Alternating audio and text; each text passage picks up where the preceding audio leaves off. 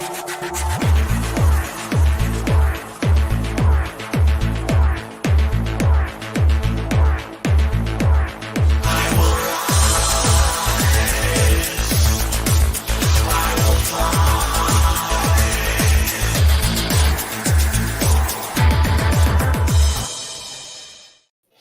welcome to the Sharpe Show. A little bit past 7 p.m. on the East Coast. So happy for you to be joining me this evening. And this evening, I usually do these types of shows. Usually on a Friday, I try to do some form of AMA or something like that. That's my norm, right? My AMA or something like that. But something happened recently, and that is my governor, Queen Kathy herself, has approved our new budget.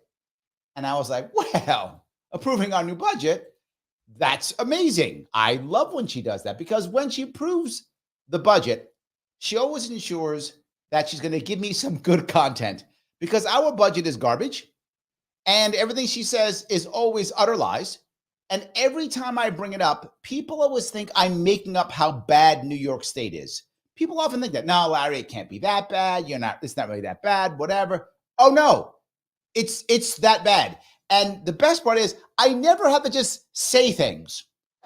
My governors, for the last two governors, are so bad, I just use their own words. I just show you what they say and then go, look, isn't that what I said? And everyone goes, oh my God, he's right.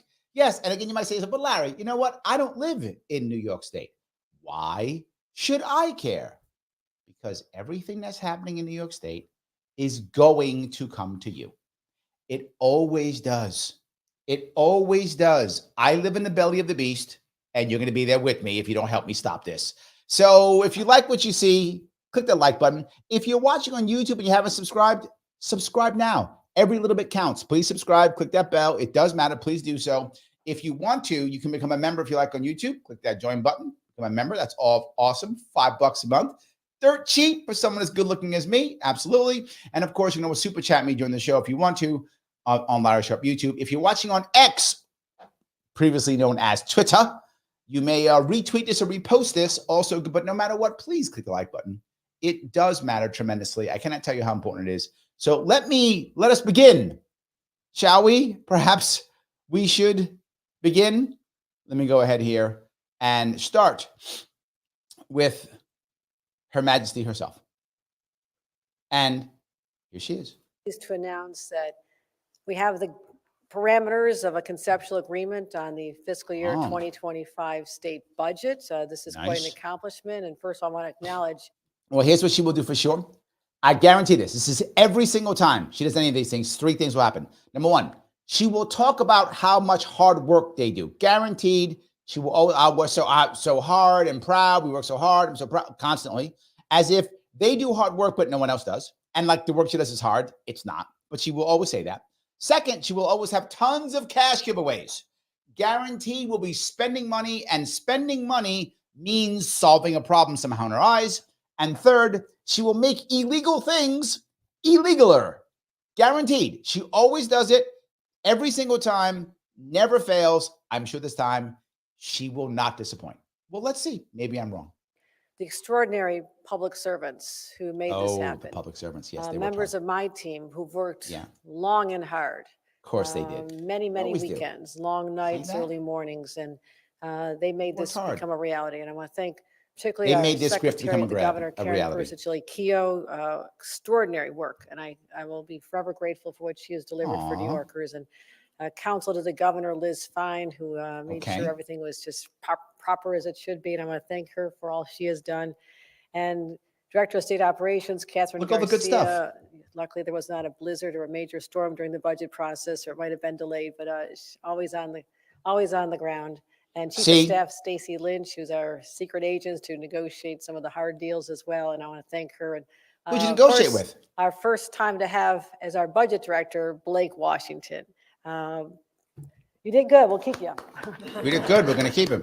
He gave all the money away. Nicely done. Everyone in the budget teams, all the agency staff, all the people who spent. I walked in one night here is so late at night, and there were about 40 or 50 people from our team and the leaders team and the speakers team, and no one complains. They're just, as long as you give them food, they're very happy. So no. Okay. Well, I like that concept. She's right. Here's what she said. Hard negotiating, hard work. Her team, the speakers team, and the leaders team, meaning her plus our state Senate and our state Congress, our state assembly. By the way, all Democrats. Who are you negotiating with? They're all Democrats. Okay. Where was, say, the business community? Not there. Local people? Not there. So they negotiated amongst themselves. She just said that. I didn't make that up. And our teams are not complaining. Of course. Why would you complain when you're grifting? I wouldn't complain either. Hey, Larry, show up one weekend and figure out ways to give yourself money. I'm not going to complain. Here's all the budgets. Let's figure out how we can all get paid. That's what they mean. And I'm not joking when it's not like a joke. They all negotiated on how they can steal our money right. I would, if I'm sitting here with you, right? I'm sitting here with Joe. I'm saying, hey, Joe, let's sit together and figure out how we can take all of Sam's money. Joe's not mad about that. It's like, yeah, it's a good idea. Let's sit around and figure out how we can all take Sam's money. That's fine. I wouldn't argue either. That's literally what they're doing. The guy's pissed off at Sam, who's not there. We just took his money, and me and Joe are figuring out how to give it out to each other. That's what actually happens. We work together to make a budget that will make a difference in people's lives. See that? Andre Stewart Cousins, our majority leader, and Carl Hasty, our speaker. Yep. Their staffs worked around the clock as well. And I want to make sure they get a message of appreciation from all of us. I thank them often. They get paid. It never feels enough for the sacrifice they made, our teams made. And they deserve a lot of recognition. Do you hear the way she speaks? And this is a part that is very important, right? Here is how she speaks.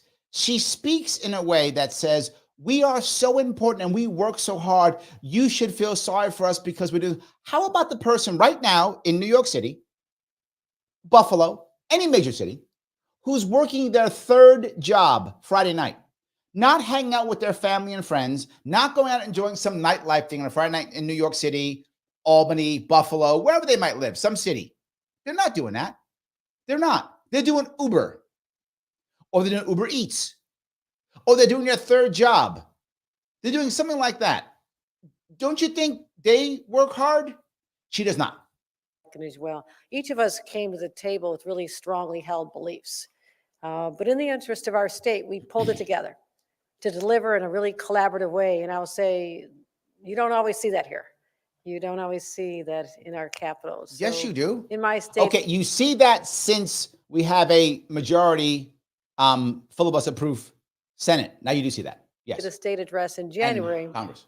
I made a promise to New Yorkers that I would fight the right fights and deliver common sense solutions. Oh, okay. And we would tackle the thorny issues that other governors have ignored.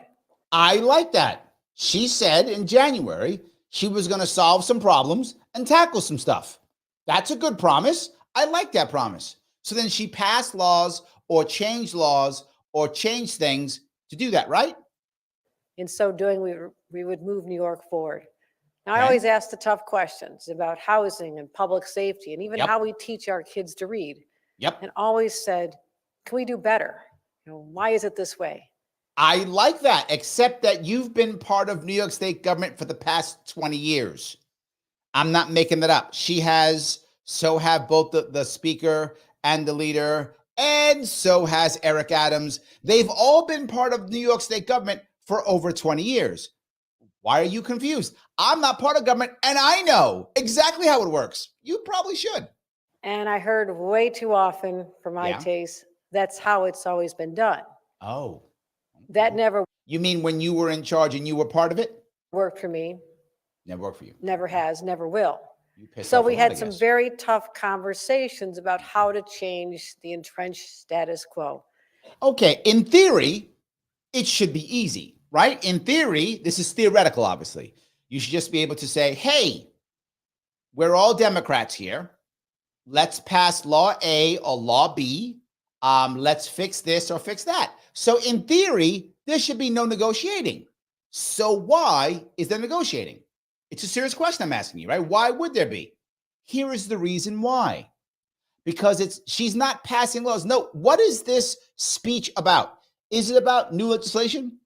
Is it about new ideas? Is it about policy changes? Is it about changes in election law, changes in agency rulings, any of those things? Judiciary changes? No. It's about the budget. I want you to understand that. What she just said, if you go back 20 years, would be talking about how to pass a law, change a law, shift something, destroy an agency, something. There'd be some conversation about that. No, about cash. So why are you negotiating? Because they all got to get their cut. I wish I was joking. I keep telling people, this is all about grift. This is all about taking the money. There should be no issue at all. They're all Democrats. Don't we all believe in the same thing as Democrats? She leads the Democratic Party. She should easily be able to put things through. She can't because they're all like, no. This is my money. I got people I got to pay. I got mouths to feed, my friend. I got people, I got grifters I got to grift. So we got to fight over this. That's what this fight is about. And as a result, we have a budget that reflects New Yorkers' needs, both right now and into the future. Needs. Just put money on it. And in my State of the State, I said we crack down on persistent crime, like retail theft and the proliferation of unlicensed cannabis stores and toll evaders. See, that's the thing everyone cares about. Cannabis stores, toll evaders. Every time I'm outside and I'm talking to people in Queens, they never talk about violence. Never. They go, you know what pisses me off? What? Cannabis stores. So mad. That's literally never happened. Ever. You know what's pissing me off so much? What? Fare evaders. Yeah, drives me. Nobody says that. Now, those are added to crime. Why? What people care about is crime. They care about that. But she adds the other two because that makes her buddies unhappy because that's their money. See? That's their money. She promised the Office of Cannabis Management tons of cash. They're not getting it because these illegal cannabis shops. They're mad. Her cronies are pissed off. So she's like, that's my people. I got to take that money. And then, of course, fare evaders, well, that's state money. So got to get my cut. She's mad at that. Nobody else is. That's just her people. That's the problem. We got it done. Oh, they got it done. I said we'd take concrete action to address the housing crisis and make it easier for New Yorkers to find homes they can afford. Okay. We got it done. They got it done with new laws? No, with budgeting. I want you to look again. This is a budget checklist. New York State has stopped passing laws. We don't, laws are for chumps. That's old school. We don't pass laws anymore. What we do is we write stuff into budgets. This way, nobody's responsible. I'm not joking. That's true. This way, when they destroyed my ballot access, that was through a budget. I'm not joking. That's true. So they just decide, hey, let's just put it in the budget. Nobody's responsible. We negotiated everyone's rights away. The judges will do nothing. And that's how we'll solve problems now, by literally throwing money at the project. And I said we continue to bolster our mental health system, invest in children and families, build the economy of the future. Look at that. And we got it done. I didn't realize it was the government's job to build the economy of the future and mental health and housing, but I guess it is now. And even though there were many loud voices pushing us to raise taxes, we accomplished all of this without raising any taxes on New Yorkers. Okay, that's not 100% true. If you see the checkbox thing, it says no income tax increases. And that's accurate. There are no income tax. She's not lying with that one. That's not a lie. It's just omission. There's a whole lot of increases. Now, this budget is a blueprint for a safer, more affordable, more livable New York. Now, she changed. Remember, she used to say about opportunity, affordability. Remember that? But my thing, she shifted a little bit. She's like, I'm not going to copy Larry Sharpe exactly. I'm going to shift a little bit with the three things. Yeah. So let's dig into it. Let's do it. I'm ready to dig in. The budget is approximately $230 billion.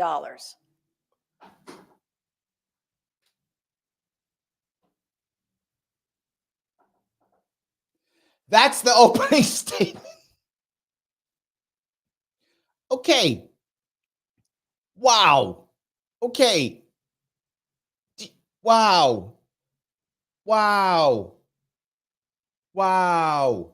That is a massive budget. and it's bigger than last time. The budget just gets bigger and bigger. Hold on. I don't even, what's Florida? Florida has more people than us, right? This is a bigger budget than Florida. Oh, what's the Florida state budget? Anybody happen to know? I'm going to check real fast here. What is the, if I can find Florida's budget? $117 billion. Half. Now you might go, well, I don't like Florida. I don't care if you like Florida. There's more Floridians and the budget is half. What are we doing wrong? See, Joe got it. Thank you. 117 billion. Yes. So yeah, thank you, Joe. Joe hooking me up. Appreciate it. 117 billion. Half of our budget with more people. Wow. This is embarrassment. It supports our bold vision for the future without spending beyond our means. How is 237 billion not beyond our means when the state already has, what, $200 billion in debt? In debt? Or it's 300. X $100 billion in debt. Wow. We're going to continue to maintain our reserves at 15%, which is what economists agree is the gold standard of budgeting. That's the gold standard. Not only does it help our credit rating, but also reduces borrowing costs. And it means we're better prepared. Wait a minute, borrowing costs. Because we have debt, right? Yeah, because we're in debt. Why would you care about budgeting, borrowing costs? Didn't you just tell me 30 seconds ago we're spending within our means? Yeah, because that was all a lie. To weather any storms that may lie ahead. The storms that could happen. Now, some of you may recall back in January, I said we were staring down at sizable deficits. You did say that, yes. We need to exercise restraint to protect our financial security. You did say that, yes. Well, the good news is that since then, our revenue projections have exceeded expectations. Oh my God, we're making more cash. Uncle Joe is writing more checks. That's good news. So if Uncle Joe's writing more checks and we were staring down this terrible barrel, why would we want to keep borrowing? Putting us in a stronger position. Stronger, okay. And it allows us to continue investing in programs that New Yorkers depend upon. There we go. So while we're maintaining healthy reserves, we set our state on a sustainable course for the future. Good for you. I like this. With that done, I want to move on to some of my top priorities. Tell me about your priorities. Starting with housing. Like that. That's a problem. Housing's a problem in New York City and New York State. That's true. In fact, there are people who are literally packing up and leaving, and I'm not making this up, literally packing up and leaving and not caring if they have a lease, not caring if they have a mortgage. It's a thing called, again, this is government says this, it's called zombie houses. I warned people of this back in 2021, 2022, and they laughed at me. Actually in 2020, when the lockdowns hit, I was like, this is going to destroy it. People's going to pack up and leave. This is going to push people over the edge. They laughed at me, and now literally zombie houses. People just pack up and leave. Neighbors look around and go, has anyone mowed that lawn in like the last 6 weeks? No? Someone lived there? And boom, who pops up there? Squatters. And now squatters decide to take over all parts of housing all over the place. So I know what she's going to say, because the smart move would be deal with squatters, right? And open up more housing and maybe somehow stop or incentivize or de-incentivize either any of those three big banks from buying up all the property. So that to me makes a lot of sense. Deal with squatters, right? Somehow de-incentivize or big banks to buy, or incentivize them to not buy in some other way, someplace else, right? Another options, they don't buy up all the properties, and allow builders to build. I think those are the best three answers. So I'm sure she'll say all three of those. New York is in the throes of a housing crisis. True. I gave you the answer. And the consequences are so painfully evident. Have been for Families years. Literally packing up and leaving. Yeah, I said that for years. Frontline workers and teachers and firefighters struggling to even find something they can afford in the communities they're serving. Women, but they don't work as Seniors hard as you, on though. fixed income, unable to downsize and find other options. And sometimes they just have to leave our state. Also true. The crisis is most dire in New York City. Yes. Overseeing the lowest vacancy rates since the 1960s. Look at that. 1.4%. Okay. Healthy cities at about 10%. Mm-hmm. For too long, elected officials in New York have lacked the courage to take action. Is that what it was? It was courage? It was courage they were lacking. Okay, well, at least we now know what they were lacking. Thank you, Mom, for telling us that. I'm sorry, Your Majesty. Thank you, Majesty, for letting us know. That the local barons just didn't have the courage that her Majesty has now. Okay, so now we got the courage. I'm glad we got that. What are we gonna do? I know this is tough to do. Tough. But meanwhile, neighboring states, with very comparable, they had ambition that dwarfed ours. They had the courage. That's what they had. We didn't have that. But now with you at the top, Your Majesty, you will draw sword and you will attack because you now have the courage that's required. Okay. That's hard to say. But they're able to attract New Yorkers looking for more affordable places to live, all because they built housing. Oh, that's why people are leaving. I thought people were leaving because New York State has become a horrible place to live, that we lose all our freedoms, we get locked down, we're taxed like there's no tomorrow, there's crime everywhere, and we can't do what we want to do. I thought, but it's because the courage thing. That's the reason. Man, I did not know this. So now that we got the courage, people come flying back. Easy. Okay, problem solved. Nice. We could have settled down for a watered down plan and a hollow victory. Could have. This time last year. Yep. But I refuse to accept anything that didn't meaningfully address the housing supply. But I thought that you've been governor for like 4 years. Is that right? 3 years? 3 years maybe, something like that? It takes time to build up the courage. That's what it is, the courage part. And that's why when the legislative session came to a close, what'd you do? I found the executive powers I needed to move the ball down the field. You found some executive powers. She just found them. They were laying on the street. She was like, look at this. Executive powers. Is this kind of like getting bit by a spider, like Spider-Man? Is it like that? Or like you found the Green Lantern ring? Is it like that? You found the executive powers. She just found them. Oh, no. Since she's the queen, it's like Excalibur. She found the sword, and now she can take over the world, I think. I don't know whatever the thing is. That's where she got the courage from. She found those executive powers, gave her the courage. Now she's good. Maybe she found literally, that's what it is.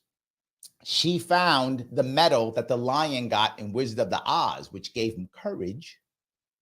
That's what she found. Oh, there we go. Sorry. Yep. Phil knew it. All they need is the medal like the coward. Yes, she found it, Phil. That's what she found. She found the medal on the floor, put it on, now has the courage, rock and roll. I love it. So she said, you know what? What I could have done is actually negotiated with the assembly and or the city councils. No, I'm not doing that. Why wouldn't I do that?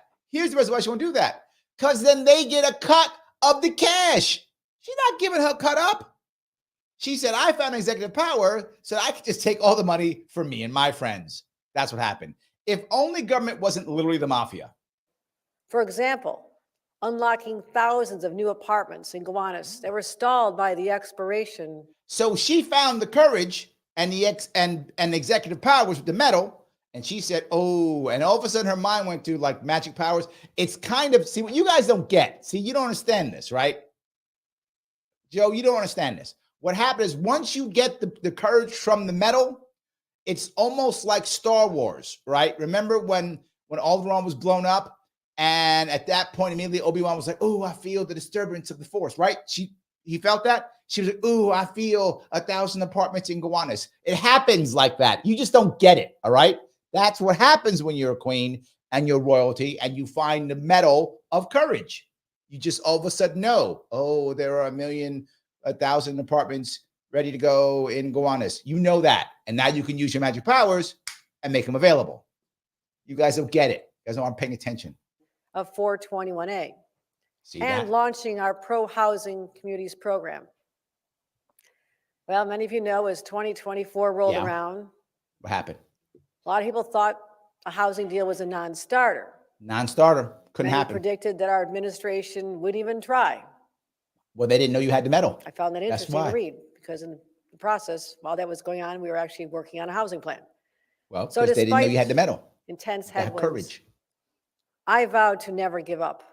Look at that. We kept building support and momentum, winning the hearts and minds. Wait a minute. I thought you just told me you got the magic executive powers.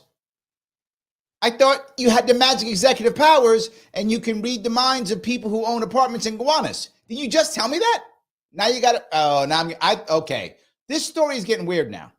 And growing the coalition necessary to get a bold package done. It's a bold package. And I'm really proud that the fiscal year 2025 budget achieves what so many said was impossible. Impossible. A transformative deal. This is transformative. Okay, she's building this up with the power of the force and the magic metal, and it's transformed. This has got to be something amazing. Come on, show me something amazing now. Come on. Reverse the downward spiral on housing stock. Yeah. All while protecting our tenants. Oh, and we're protecting tenants. This deal demanded unprecedented, all-consuming attention. This is unprecedented, guys. All-consuming attention. They couldn't get anything done. She couldn't tie her shoes because she was sitting here working on the magic executive powers that she got from the metal to help with the Gowanus apartments. I don't know why did she add Gowanus? Whatever. The Gowanus apartments things. She was doing this. Okay? Anthony, you all mad? She got the thing now. You'll see. Watch how great it's going to be. It's going to be amazing. Collaboration. Respect. And the leaders and I rolled up our sleeves. We worked. She had to roll them like me. She had to do her Larry Sharpe impression, roll them sleeves up, use the magic powers from the metal, figure out whatever Gowanus has to do with it, and then boom, got together. And here's what happened. Here's reality. She decided, this is why this seems weird. You don't get this. Here's what actually happened. She figured out a plan and thought, I can take all the cash myself. Then when she got there, she realized, ooh, they're not going to let me take all the cash myself. So I need to roll my sleeves up and fight with these guys to see who gets what cash when. Remember, this is all cash grab. So she thought she can grab all the cash for herself and her cronies and realized, I'm going to have to share this with these guys. So she got the leaders together of both the House, our Assembly, and our Senate, said, okay, all three of us, we will split the goods. I'm taking the lion's share because I got the metal and the magic powers with the Gowanus thing, but you guys can have some crumbs. Don't fight me. I'm not joking. For weeks and I wish I was joking. Intensely balancing diametrically opposed interests. Now, again, two things to think about here. What she just said. Fighting for weeks and weeks. Why? You're all Democrats. You're all elitists. And I'm going to be very serious. And I've been joking in the past. I'm very serious here. Why are you fighting so hard? And she keeps saying, I'm fighting so hard. Because she wants us to believe that she actually cares about us. She wants us to feel for her. And I got to tell you, there are many New Yorkers who believe this line of horseshit. They completely buy it. I know people go, I love Kathy. She's fighting for us. There are people who actually say the words I just said, that I know many of you, when I said it, want to vomit. They actually say this. They believe it. When they say it, they're not trying to make me vomit when they say it. They are saying it because they believe it. They say things like, Governor Kathy, she's working for us. They say stuff like that. I hear it. They actually say it when I talk about government. This line of garbage is believed by many New Yorkers. I laugh at it because I know it's garbage. She probably hardly even looked in the room. I'm not even joking. How do you know that? Because she's always out doing something. She's doing these speeches every 5 minutes. She's not even in the room. She sends her capo into the room and says, make sure I get my cut, capo, or this whole deal is cut. That's the hard run, right? The hard fighting is they'll cut the deal. So again, why in the world would they fight so much? They're all Democrats. She just said diametrically opposed views. How is that possible when you're all Democrats? There could be some different views, but how could they be diametrically opposed if you're all the same party? If there were 4 libertarians in the room, we wouldn't agree, but we would not be diametrically opposed. It would be, how far do we go in destroying government? That would be the battle we'd have. That's side by side. That's how far do we go in destruction of government. That's what 4 libertarianism would be. We wouldn't be like Medicare for all is awesome. No libertarians saying that. Why are they diametrically opposed? Because each of them wants their cut for their mob family. Let me say it again, and I mean this. Each of them wants their cut for their mob family. The 3 families of the mob got together and they got to cut up the pie. Well, there's only one pie. And when it comes to government and taxpayer dollars, it's just one pie. So that's why I diametrically oppose, because I want a bigger cut than you. The pie doesn't get bigger till next year. This isn't the free market where the pie can get bigger. There's no bigger pie until later next year when they now get some more cash. That's why they're diametrically opposed. I wish I was lying to you or making this up. You won't know I'm not. But the 3 of us were committed to getting it done. We were all committed to get, not cut. Now, first, New York City is getting the local control it has been asking for to unlock new housing growth. Look at that. Creating 485X, a successor program to 421A that will jumpstart housing production for the city. What these things are, right? These 485X and 421A, what this is about is tax incentives for people to build things, right? And 45X is not complete yet. They have to have like rules and within it some details. It's not done there yet, but that's what it's about. Okay, there's another option. Just end it. What it's like, we know that the current tax system screws over people building new housing. So we could do one of 2 things. Just end it and let people build, option 1. But then how do I get my cut? See, there's the problem. So I can't. So I have to create incentive programs to make sure people can oversee it and make decisions, and I can give jobs out, and my friends can get jobs, and my sister can get a job. I'm not joking. Eric Adams literally gave his sister a job. So I can get people jobs. I got to do that. So I won't just end the bad practice that has destroyed New York City housing for decades. I have to make sure I do this kind of thing so I can get my jobs. While creating permanently affordable units, all the while ensuring that good wages will be there for our hardworking men and women who build them. Bingo. Now, again, this is a gift to the unions. A gift to unions.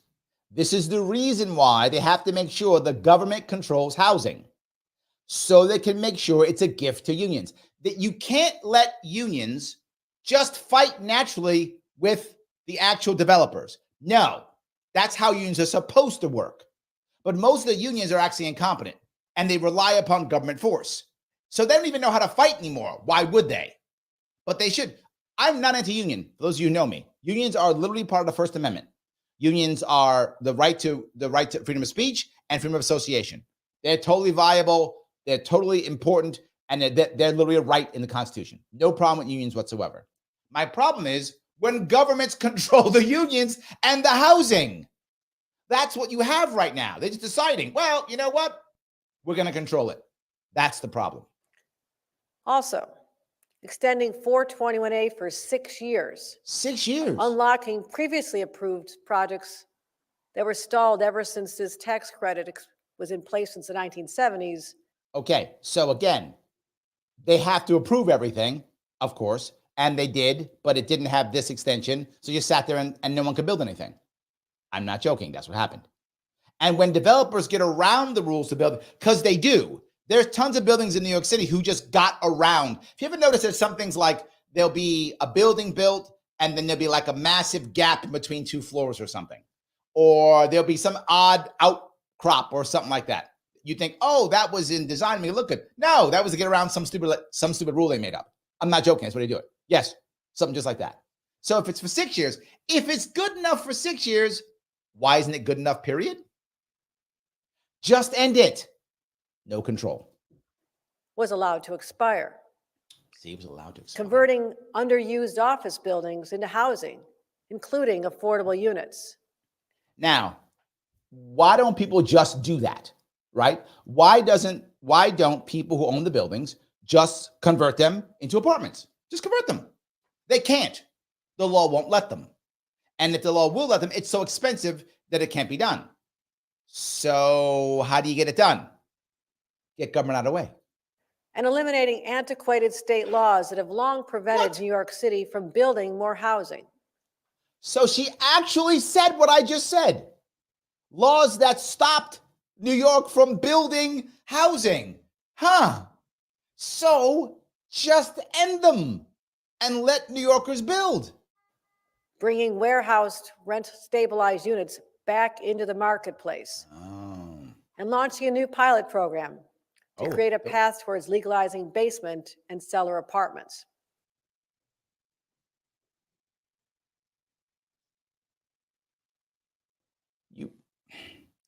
We need a pilot program to legalize basement and cellar apartments. We've had basement and cellar apartments for how many decades? For how many decades? But you know what? The Queen did not authorize them, so I guess that's bad. Well, that's New York City. The rest of the state needs help as well. Oh, okay. That includes a new statewide tax incentive for multifamily housing construction, incentivizing local communities. So what you've just admitted is our tax code is so repressive that people won't build, even though massive banks are buying up all the land. Think about what she just said.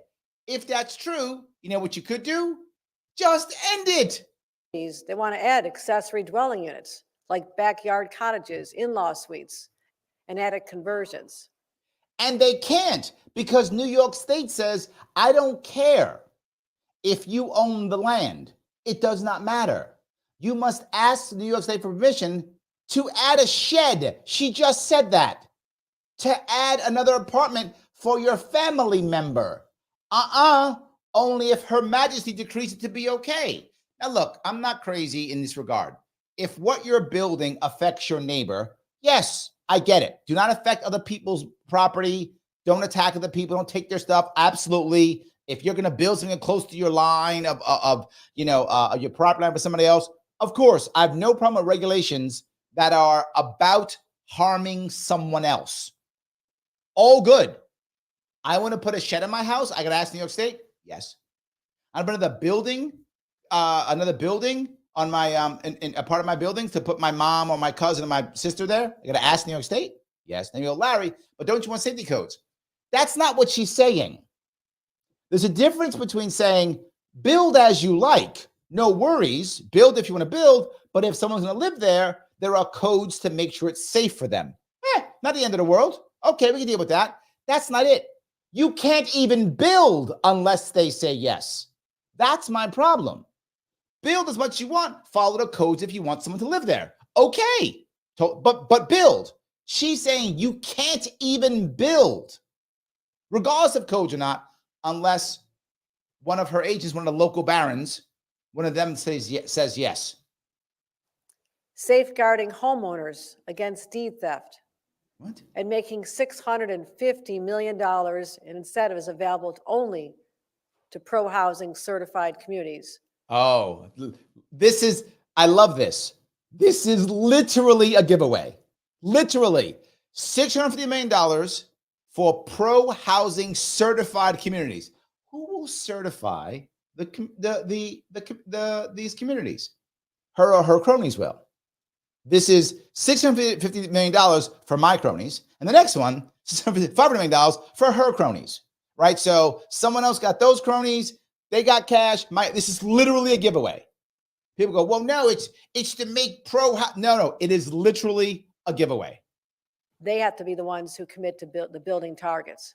And we're investing $500 million to develop over 15,000 new housing units on state-owned sites, like former correctional facilities, look how much areas near commuter rail, and underlies SUNY properties. There we go, SUNY properties. We're protecting affordable housing from being denied insurance or targeted for unreasonable premium hikes. Oh, premium. So now what that means is, to be clear, price controls. Because I would like to ask you, when have price controls failed? They always work, right? Except... Oh, right, never. Never. Price controls never work. And she's literally saying, we're protecting, you mean price controls, from an insurance system that, by the way, she runs. New York State controls all the insurance in New York State.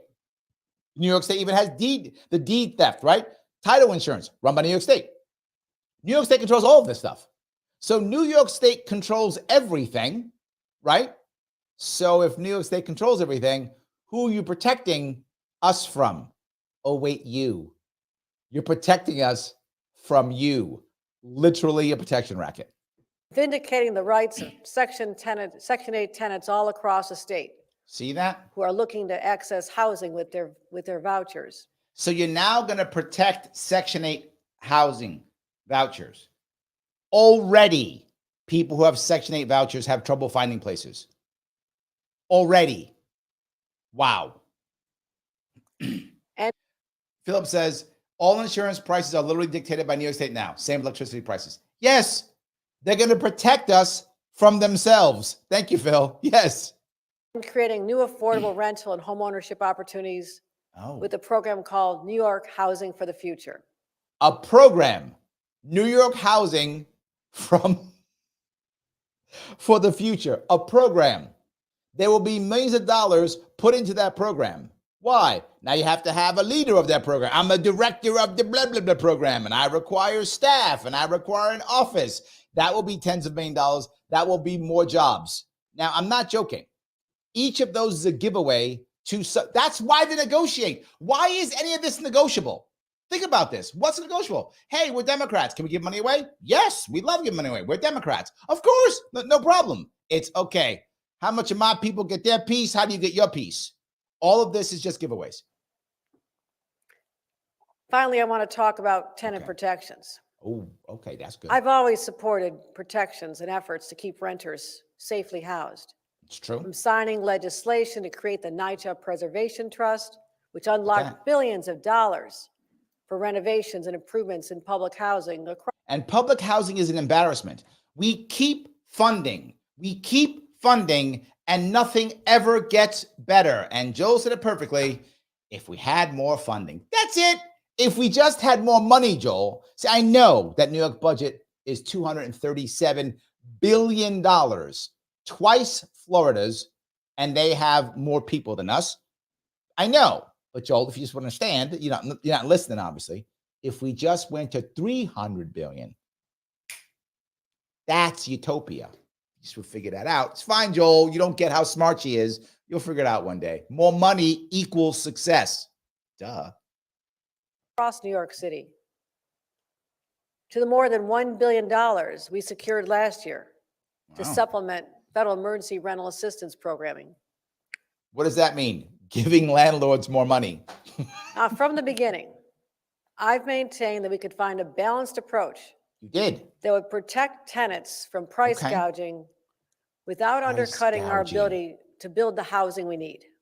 Price gouging. So you're worried up. So we're going to see that. You landlords, all you ever do is price gouge. That's all you do. So she's going to protect you with she's going to do price controls because that works. Today, I'm proud to say. But then wait a minute, hold on. So if you're going to do price controls, okay, then how are the landlords going to make money? We've reached an agreement. Ooh, an agreement that will make this happen. Okay. And extend protections to tenants in New York that have never been available before. More protection. So taken together, these new measures represent the most comprehensive new housing policy our state has seen in 3 generations. Lots of giveaways. This is a landmark deal. This is landmark. And here's what I guarantee you. Next year, it'll be just as bad.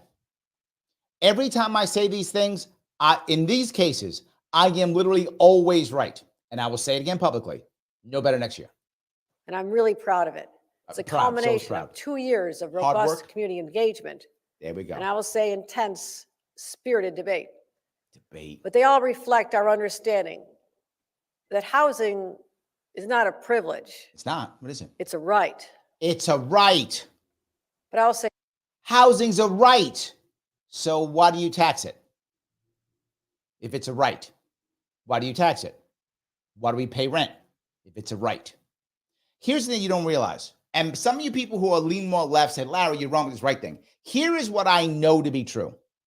When you make anything a right that requires somebody else's labor or property, you just make it a right that requires someone else's labor or property, you don't make it any better.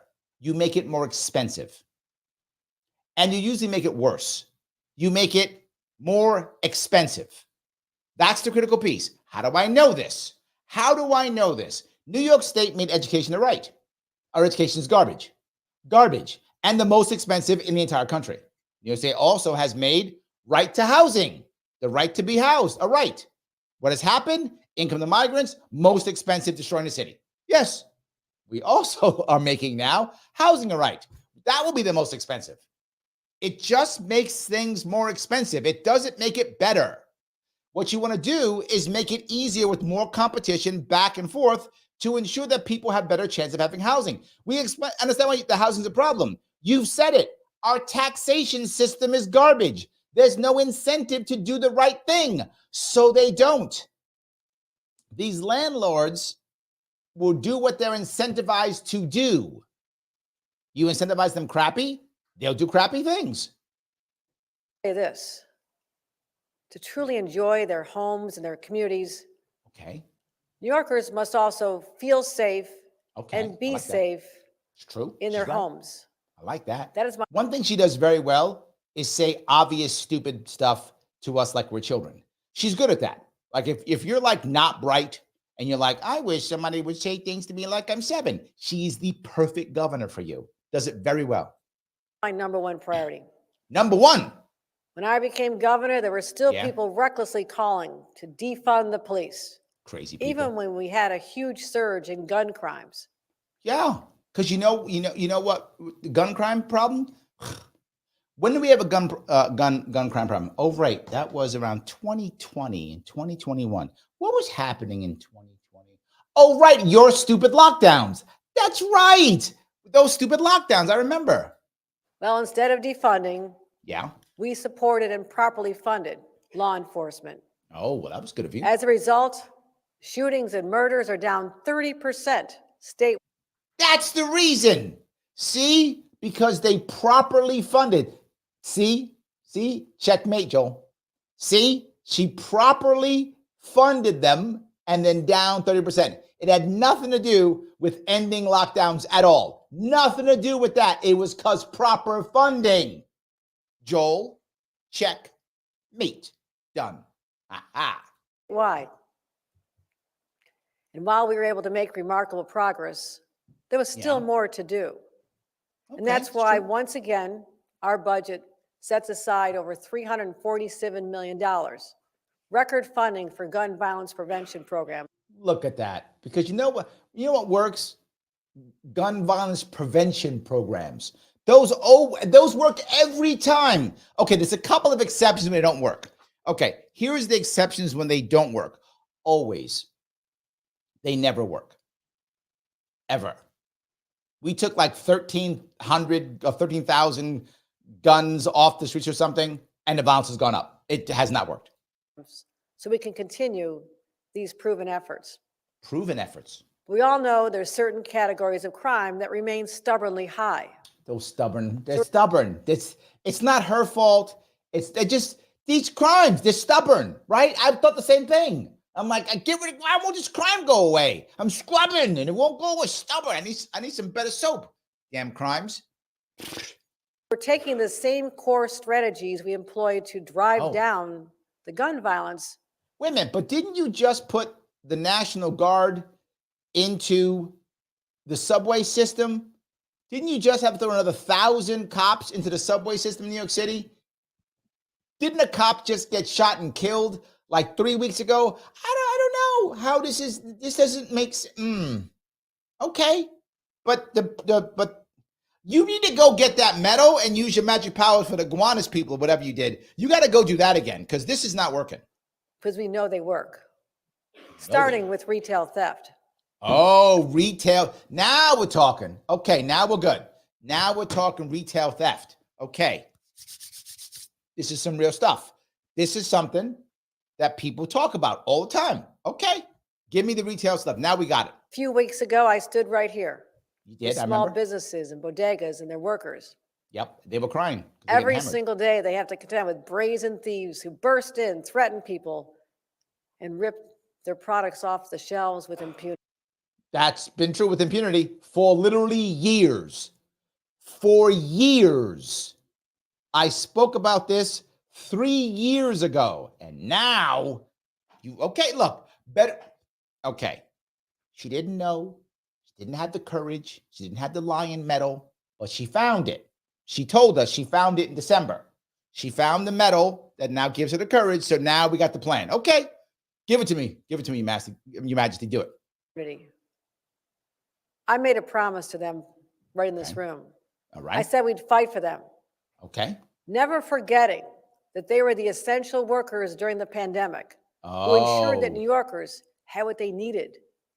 See that? Food and medicine, people in drugstores, keeping New Yorkers safe and healthy. Keeping New Yorkers safe. Even people who were in bodegas were keeping New Yorkers safe. That's what they were doing. I like that. To the detriment of themselves. So to reduce the scourge of attacks on these vulnerable frontline workers, I insisted on increased penalties for anyone who assaults a retail worker. Got it.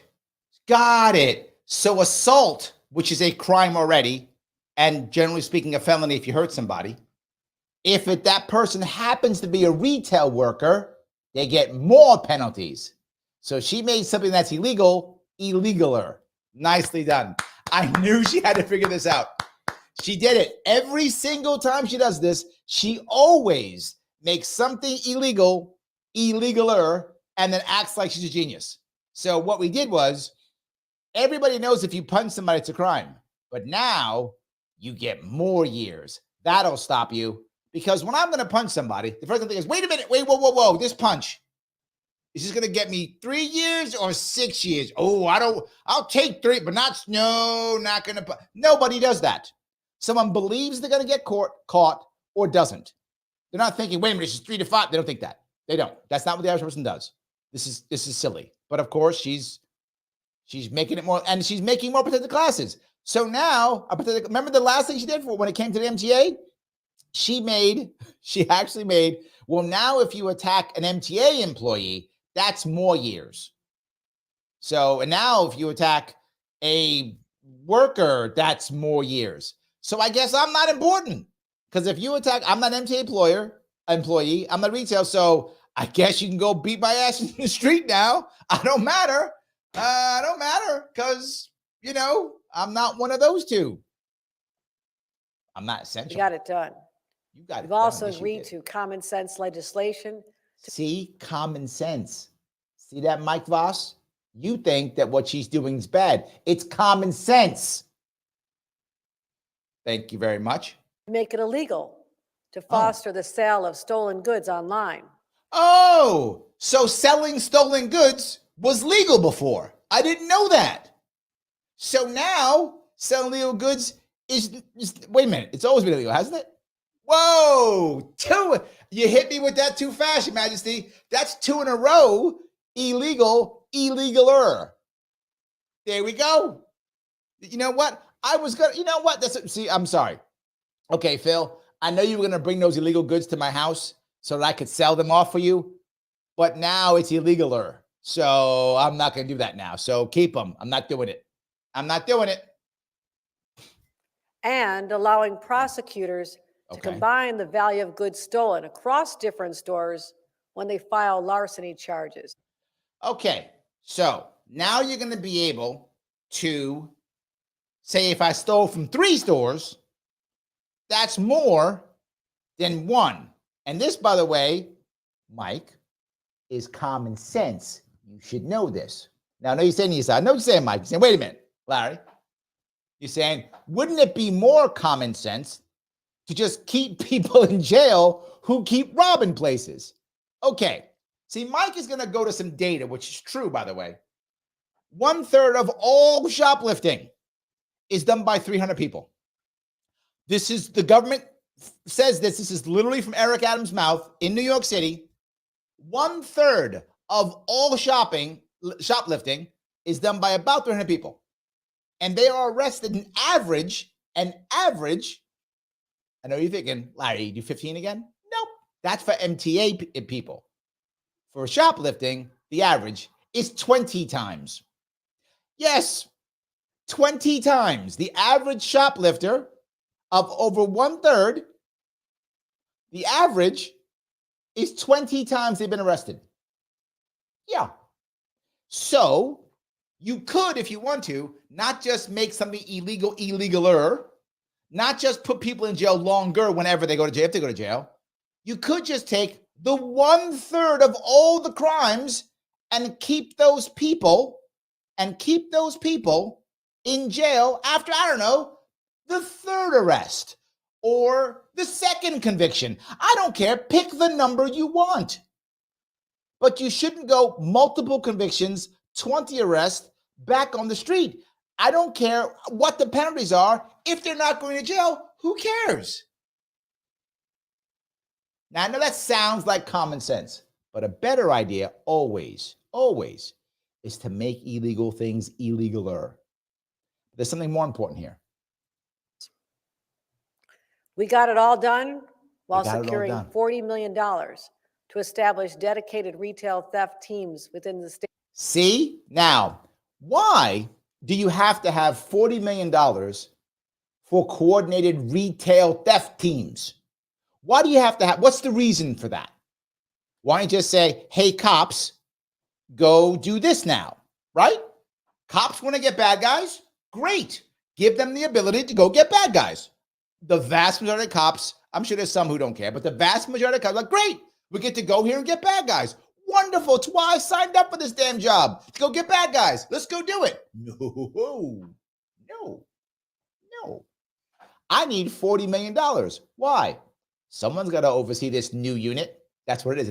You notice that every single time that we do this, there's always, every time, multiple new units. All of this is literally just giveaways. Just giveaways. More jobs, more people, absolutely. That's the problem. That's why you need 40. New York City has 30,000 police officers. You couldn't just say, hey, 500 of you in some way, shape, or form are now this unit. You could, but then how would I give my jobs away?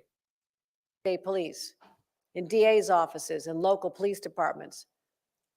More than 100 troopers we will assign to build our state police smash and grab unit.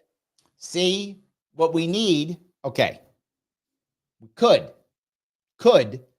keep the guy in jail who has robbed stores, give or take 20 times, been convicted over 2 times. We could do, that's option 1. Keep that guy in jail, option 1, which would literally overnight reduce shoplifting by 1/3 overnight.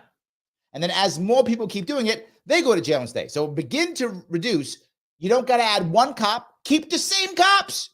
They're arresting these people. Again, literally for these 300 people, in 1 year, there were 6,000 arrests. I'm not joking. This is New York State numbers. 300 people were arrested 6,000 times. So the cops are arresting people. That is happening. You could just keep them in jail. And then, since I'm not doing another 4,000 arrests, the cops who were doing the other 4,000 arrests, after you arrest up to Tuesday, 2,000 arrests, you start keeping them in jail. Just 2,000. I'm not going crazy here. After 2,000 arrests, you keep them in jail. I got 4,000 arrests open. I could create a special unit, couldn't I? Which I probably wouldn't need anymore anyway, because I'm arresting all these people. But how do I get new jobs? Never had one of those before. Hope we don't need one for very long. What? Does anyone listening believe this will go away because we don't need it anymore? Come on. And they're supposed to break up the increasingly sophisticated retail theft rings. Oh, that's what they're going to do. We'll also hear a lot about the illegal cannabis stores. They have plagued. No, only you talk about that. Only you do. There is not a bunch of them go, oh my God, it's cannabis stores. It's just, that's not a thing. Our neighborhoods, flagrantly violating our laws, selling to kids, evading taxes. Okay, they're not. That's a lie. That's not a thing. And evading taxes, yes, because you won't allow them to be regular stores. If you were to listen to me, which you won't, and just regulate it like onions, then they'd be selling things like anybody else and not evading taxes. Yeah. And even offering products laced with unregulated chemicals. Laced with unregulated chemicals. They needed to be shut down. Okay. Did she say killing people, hurting people, or deadly chemicals? She didn't, because there are no massive deaths from these cannabis stores. It's not a thing. It's fabricated. Now, you may not like it. There is one piece I do admit that's a problem. Certain communities don't want them in their communities. That's true. And that should be a vote. If you don't want a cannabis shop in your community, I have no problem with that. That's fine. That's what you want. Do your thing. My personal opinion, that's a dumb idea, but communities can police themselves as they see fit. No worries. But there's no deaths coming out of these. If there was deaths coming out of these places, do you think they'd still be on the corners? If kids were dying, not a thing. That is literally fear-mongering for nothing. Then Sam, perfect. Sam goes, meanwhile, fentanyl. Yes. Don't worry about fentanyl on the streets. Don't worry about that. Don't worry about that. Let's worry about the legal people, right? Libertarian Lady says, Larry, I've heard you say regular onions. What does that mean? Sorry for this. It's not stupid at all. You just didn't know. No worries. Back in 2018, when I was running for governor, I was in Western New York. True story. I'm in Western New York, and I'm taking questions. And someone was like, well, what about cannabis? And I wanted to say regulate it like a plant. I said, regulate like a plant, like a farm. In that area of Western New York where I was, many New York farmers actually grow onions. And I knew that because I know my state very well, right? They grow onions. So I said, regulate like onions, because there were local people who grew onions there. And from that, people were like, oh, yeah, it's great. Regulate like onions. That became popular. So I just kept using it. So since for 6 years, I've been saying regulate it like onions. And people who were there remember that will often tease me. In fact, sometimes to this day, I said it on Joe Rogan.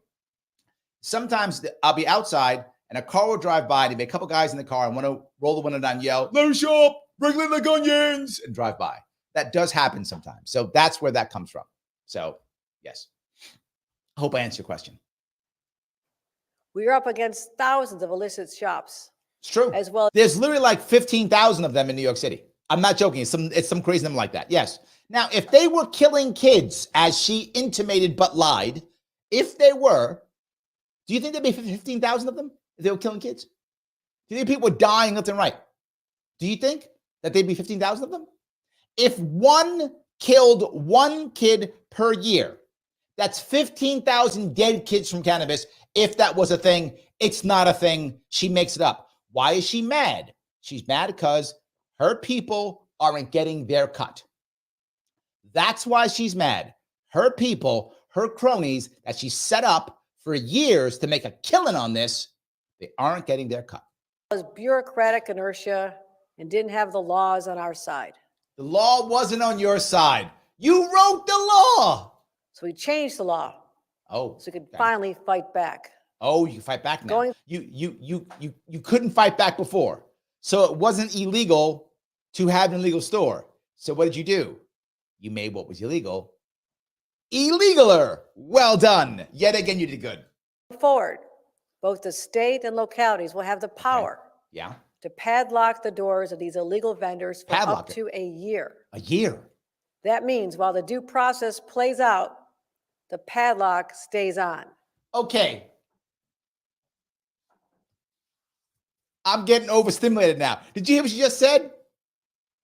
So we're going to padlock your store while due process. Well, then there's no due process.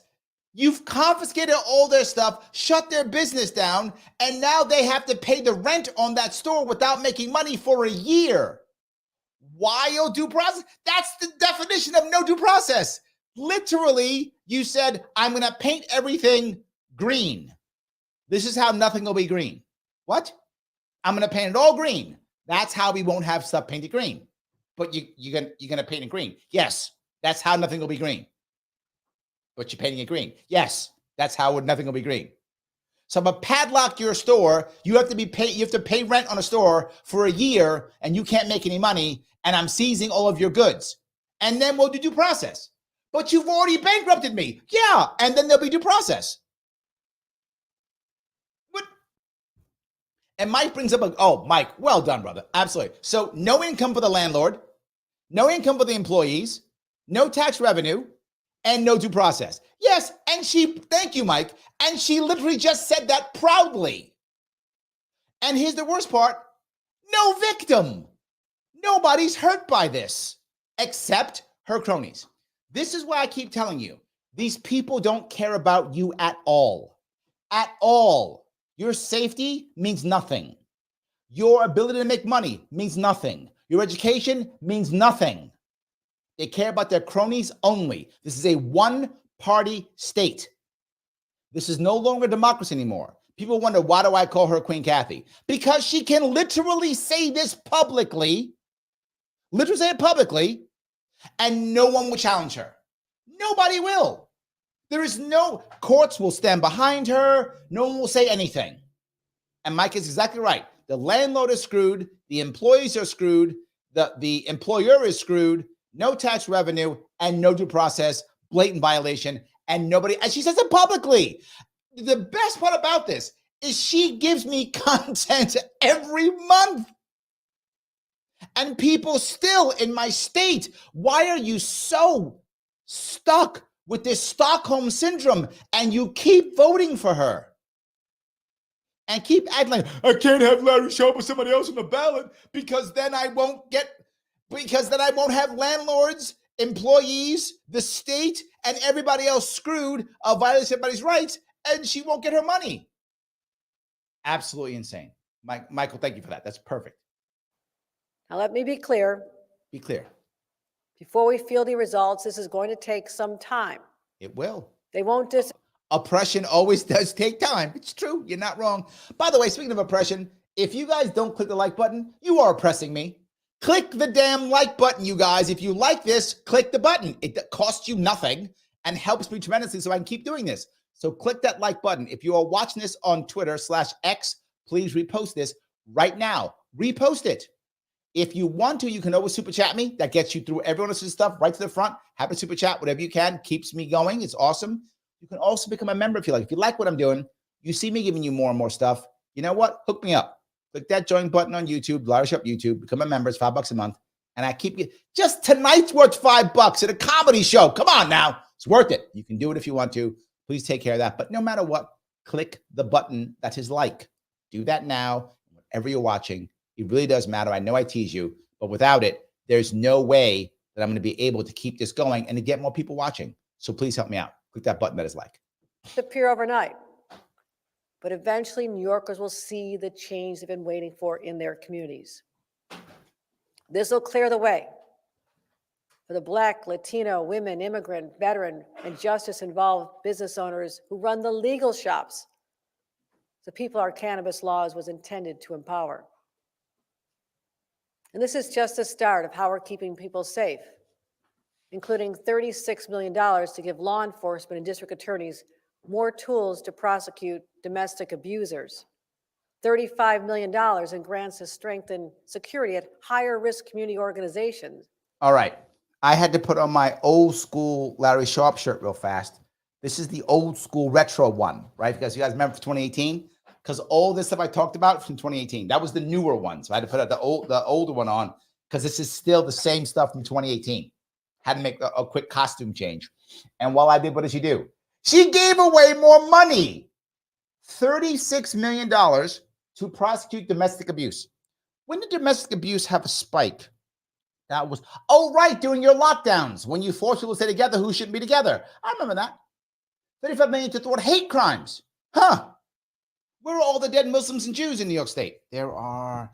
Oh, right, none. Not a thing. That's not a thing. It's just people feel unhappy, which is bad. So give my cronies $35 million because people feel bad. I'm not joking. That's what she just said. Wow. Wow. And houses of worship against hate crimes. Hate crimes. And we added more than 20 additional offenses that can now be prosecuted as hate crimes. So I made, this is a broken record because this is her thing. We made what was already illegal. What? Illegaler. Yeah, we did. We now said these things that are already illegal. Now, if we want to, we can throw in hate crime charges. That's what we can do. Now, let me ask you, whenever they make these new laws, when they can throw in more charges, who do you think is affected most? Oh, right, young black men. So every time you see Black community support her, you are literally supporting your jailer. And repeat that. If you are a Black person in New York State and you support her, you are literally supporting your jailer, the jailer of your people. I'm not joking. She's making it harder, and making it easier for prosecutors to force young Black men to plea bargain. That's all she's doing. Nothing else is changing except that. Yes. Phil says, it seems like she hates Larry, and that's a crime. That's true. Hating me is a hate crime. That's the only thing that should be a hate crime. That's it. Yes, absolutely. It's very funny. From gang assaults to gun charges to rape and sex trafficking. So sex trafficking is now a hate crime. That's what she just said. That's it. Gang violence is now a hate crime. Isn't gang violence and sex trafficking already a crime? So I just made what's illegal. What will that do? Why does this matter? Because now what will happen is, because you're reclassifying hate crimes, here's my guarantee for you guys. There will be a massive rise in hate crimes now. Of course there will be. And no one will remember this day. They won't remember this day when she reclassified 20 crimes that already exist as hate crimes. They won't remember this. What you'll see on TYT and what you'll see on MSNBC is the hate crime rate in New York State is exploding. That's what you'll hear. But what they're actually saying is, oh, we've reclassified. Now, why would you want to do that? Why would gang violence or domestic violence because they're hate crimes now? Because hate crimes aren't really a thing. That's reality. They aren't really a thing. There are no massive bodies on the floors in the streets of New York City and New York State of, the anti-Muslim and anti-Jewish. That's not a thing. It doesn't happen in my state. I mean, Jews and Muslims get killed, but not because they're Jews and Muslims. That's not the reason why they get killed. But now when you reclassify this, you will see there will be a massive increase in hate crimes. Why? You've reclassified them all. When that happens, they'll go, see, Donald Trump is the reason for all these things. He is making people hate each other. That's why we hate each other. I'm not joking. I guarantee you, and I'm right every one of these times, that will be the story. And those of you who watch this will be like, damn it, Larry was right again. That's why this is happening. There is literally no reason for this except that. And we're putting the brakes on those who drive ghost cars with faked or doctored license plates. Now, why? Who is fighting these ghost cars?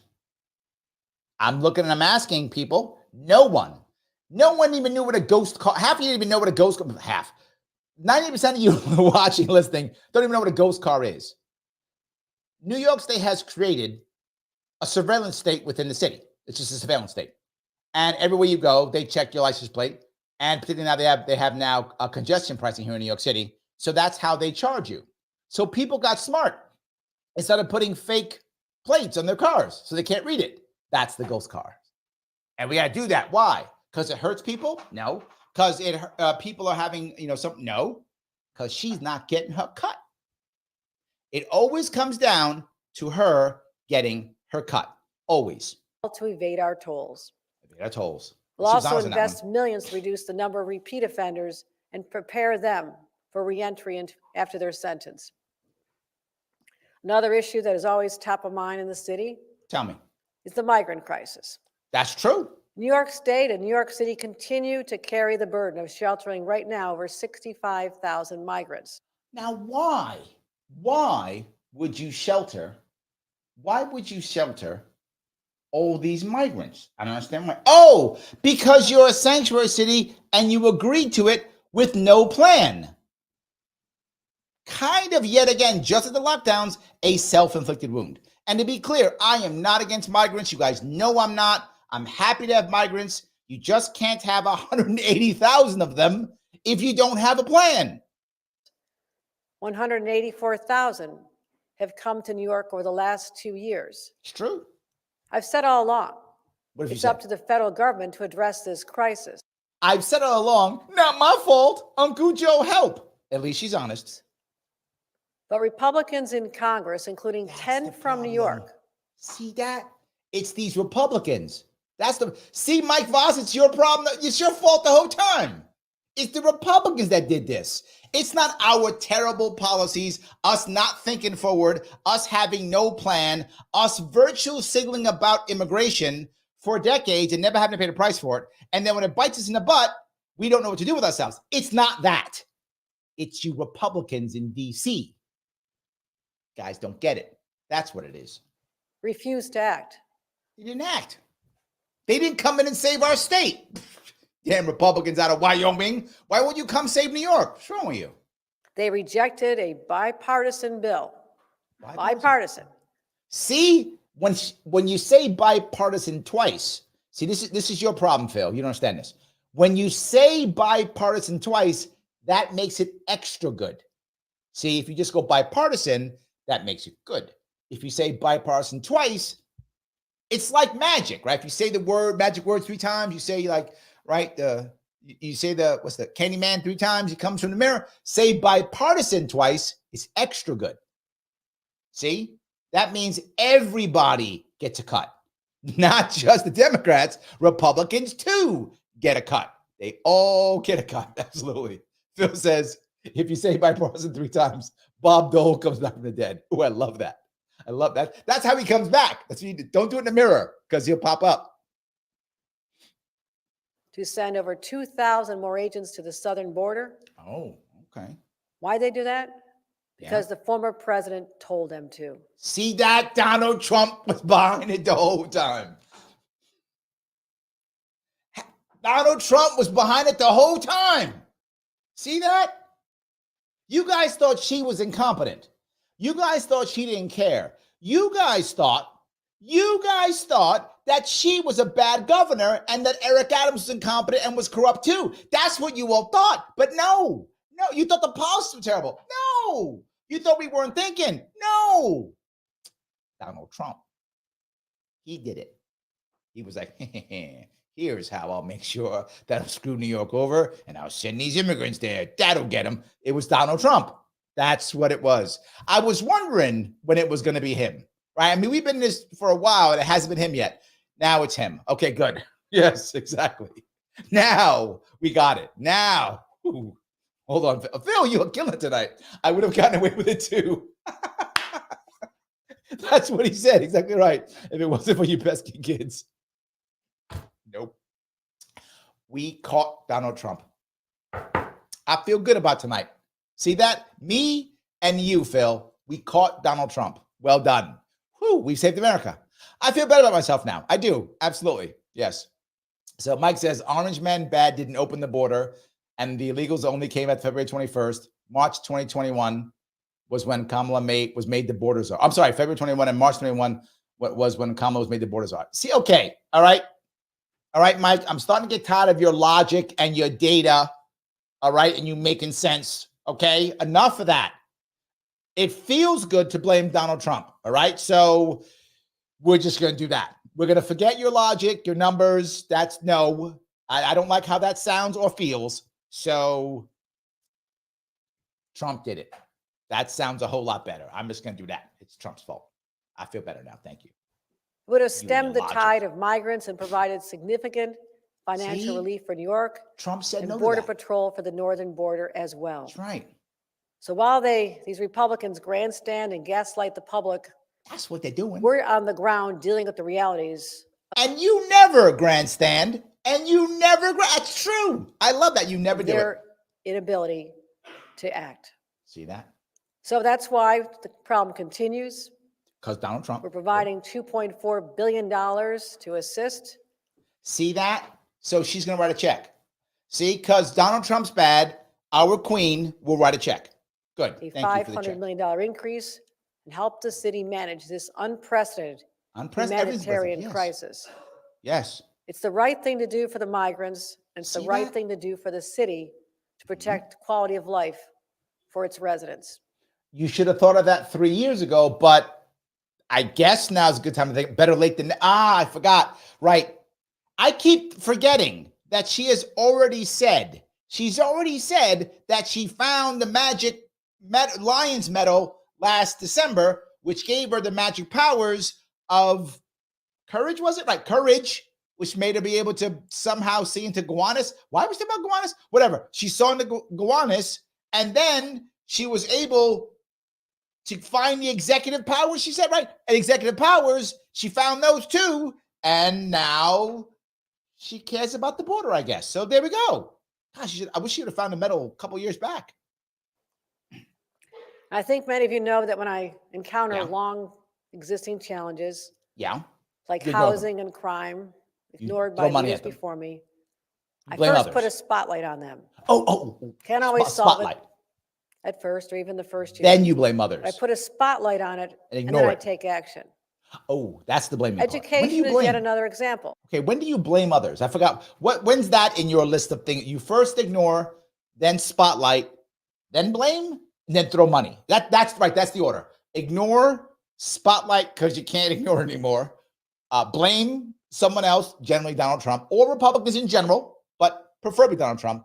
Then throw money at it, usually federal funds. You get Uncle Joe to write you a check. That seems to be the order of how these things go. Yes. Beginning with the most fundamental skill of all, reading. Reading. With this. Oh man. Okay, that went down the road I wasn't seeing. Okay, so we're gonna be reading. I like that. Okay, let's do some reading. I'm in. Budget. We're throwing out debunked curriculums and getting back to basics. Okay. Wow. She just said we're throwing out debunked curriculum and getting back to basics. This debunked curriculum, I'm not joking, started 20 years ago. I'm off maybe in a year or two, around 20 years ago. It was crap that nobody wanted, that teachers said was bad, that parents said was bad, and the Democratic Party here in New York State did not care. They said, we're putting it through anyway. We don't care. Cuomo was all on board. Why was Cuomo on board? Why did he care? Because his buddies made money off of that. And they literally sacrificed a generation of New York State children. There are over 2 million, almost 3 million, 2 to 3 million students across New York State. Sad that I know these things, but it's true. About 2.5 million, give or take, across New York State. They sacrificed them for 20 years, knowing the curriculum was garbage. We knew it was garbage. We fought it. I said it in 2018. This is garbage. Stop it. Stop the centralization of this curriculum. Allow teachers and local students to pick curriculum as they decide to for each kid in each area. Decentralize the schools and we'll figure out what works. Now, we're going to put garbage, and we wonder why we spend the most per kid in the entire country and have terrible outcomes, usually in the bottom 50%. Using phonics and reading comprehension. How can she say this with a straight face? You know what we're going to do in school? Guys, I got this plan. Shelly, I got the plan. You're going to think I'm nuts when I say this, but I got the plan. Here's the plan. Okay. We're going to take our kids. We're going to put them in school, right? Okay. No, I'm not done. I'm going to put them in school. And then when they're in school, when it comes to reading, we're going to teach them phonics and reading comprehension. I'm a genius. It took me, she's what, 60? It took me 60 to figure this out, but I got it. Oh, I keep forgetting. It's the medal thing. She got the medal. She found the Medal of Courage in December and gave her the executive powers to do, okay, that's what it was, the superpowers. I can't believe this. To be honest, though, to be forward with you guys, right? Eric Adams said this months ago. He literally said, oh, we're going to teach kids phonics to read. I'm like, what have you been doing? She says with her face, we're going to teach kids reading comprehension and phonics. What have you been doing for 20 years? What were you doing? You were teaching kids nothing. I have been saying that New York State's education is garbage for years. People get mad when I say it. It's garbage. New York's education is trash, zero value, garbage. You would be better off teaching your kid in school with his friends on the internet. You'd be better off doing that. That's how bad our education is. Larry, you're making it up. She just said we haven't been teaching our kids how to read. She said that. She does it herself. I don't require, I can just sit here and the show writes itself. And other effective techniques. We're also setting aside funding for teachers to be. Because teachers don't know how to teach this. So New York State has been certifying teachers who don't know how to teach kids how to read. I wish I was just making this up. So we have to spend money to teach the teachers how to teach how to read. What did they learn when they were in school studying education? What did they learn? Did they not learn how to teach kids how to read? Well, they didn't. Patty says they've been teaching kids to sit still and take orders. Nicely done, Patty. Nicely done. Absolutely. Oh my God. Yeah, so good. Jesus Christ. Yes. Joel says over $20,000 per year per kid, almost 30 now. They should graduate. Yes, if you're dropping $20,000 to $30,000, and we are in New York State, New York City over 30, you're dropping $30,000 per kid per year. They should all graduate rocket scientists. Every one of them should be like nuclear physicists when they graduate. For $30,000 a year? Oh my God. Sam, thank you for the 49. Appreciate it. Oh, Sam was teacher. Yes, I remember. Sam was a teacher. He says, I fought Common Core as a teacher and was forced out of that field. Yes, I want back pay and loan forgiveness. Brother, you are correct. You know what? That's not a, wow. You make me think maybe that should be a actual lawsuit. You're saying seriously. You're right. There was literally a Stop Common Core political party in New York State. For some of you may remember that. It's a Stop Common Core political party. That's how much New Yorkers did not want this garbage.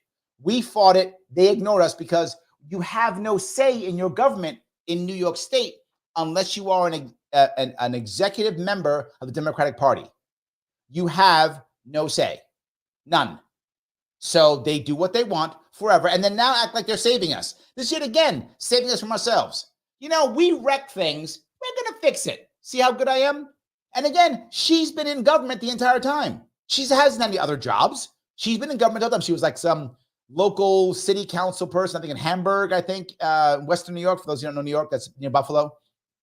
Congressperson, lieutenant governor. She's been around this whole thing. How come when she was Lieutenant Governor Cuomo, she wasn't out shaking the trees about how to, teach the kids stuff? She wasn't. She didn't care. She doesn't care. It's just so bad. People are leaving. And here's the reason why, the real truth why. And she'll tell you, I'm sure. But the reason is people are leaving our public schools left and right. They're just not going. And the worst part is we've never known how to deal with this because it hasn't been a thing in the past. So now people in New York State are just not sending their kids to school. And we don't have the facilities and the ability to go get them. I'm not joking. So we don't know how to do it. We've lost something like 500,000 students or something like that, some crazy number. It's 6 figures worth of students. It's gone. Across the country, it's about 4 million. It's 6 figures here in New York State. I forgot, 100, 200,000, whatever it is. Just gone. Where'd they go? Not going to school. Why? It's useless.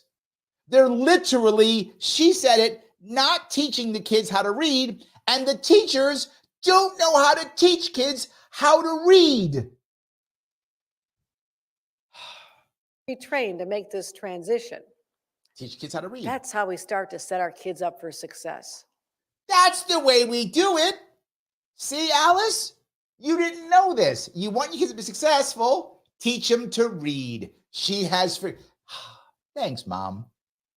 I'm sorry. Thanks, Your Majesty. I appreciate you. What would I do without you? Without you, how would I know that I should teach my kid to read? Yes. How would I know that? If people who are watching, listening, who are not in New York State, this is like blowing your mind, I'm sure. But no, this is our state. And it's coming to you. So be scared. And that's why I'm also proud that we increased K through 12 funding. School aid. See, you increased the funding. You increase the funding to not teach them how to read. Not making that up. She said it. You increase the funding to keep teaching her words, outdated curriculum, debunked curriculum. She said that. Debunked curriculum. We're going to pay more money to teach garbage. By the largest amount ever. $5 billion increase over 2 years. And she's proud that we're having a $5 billion increase. See, I'm proud of this. We're going to spend more money at a broken system. Foundation aid for the very first time. First time. And this year, once again, we're supporting our students and our teachers with record funding, investing. See, this goes right back to what I've been telling you, Joel. You don't get it. Just throw more money at the problem. That fixes it. $35.9 billion. Jesus Christ. Jesus Christ on a motorbike. $36 billion just for our education. Literally, there are probably 30, 35, 40, right more like 35, probably 35 states across the entire country that their entire budget is less than our school. Maybe 40, I'm guessing. Maybe 40 states probably have a budget that's under $36 billion. Maybe it's 35. It's probably around 40, I'm going to guess. I'm sure someone will check for me if you would. Here's where I'm going. About 40 states are going to have an entire budget less than $36 billion. And this is just our education.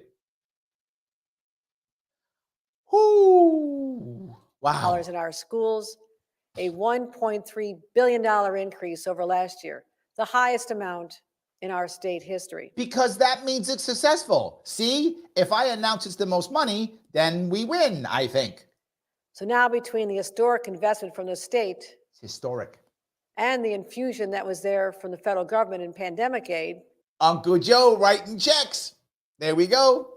Thanks, Uncle Joe. Determined that many schools have more resources than ever before. Oh, so why do we rank 36th out of 50? I don't get that. Okay, there's something's wrong here. They have more resources than they need, she said. We have the most, by the way, per child, more than every state, more than California.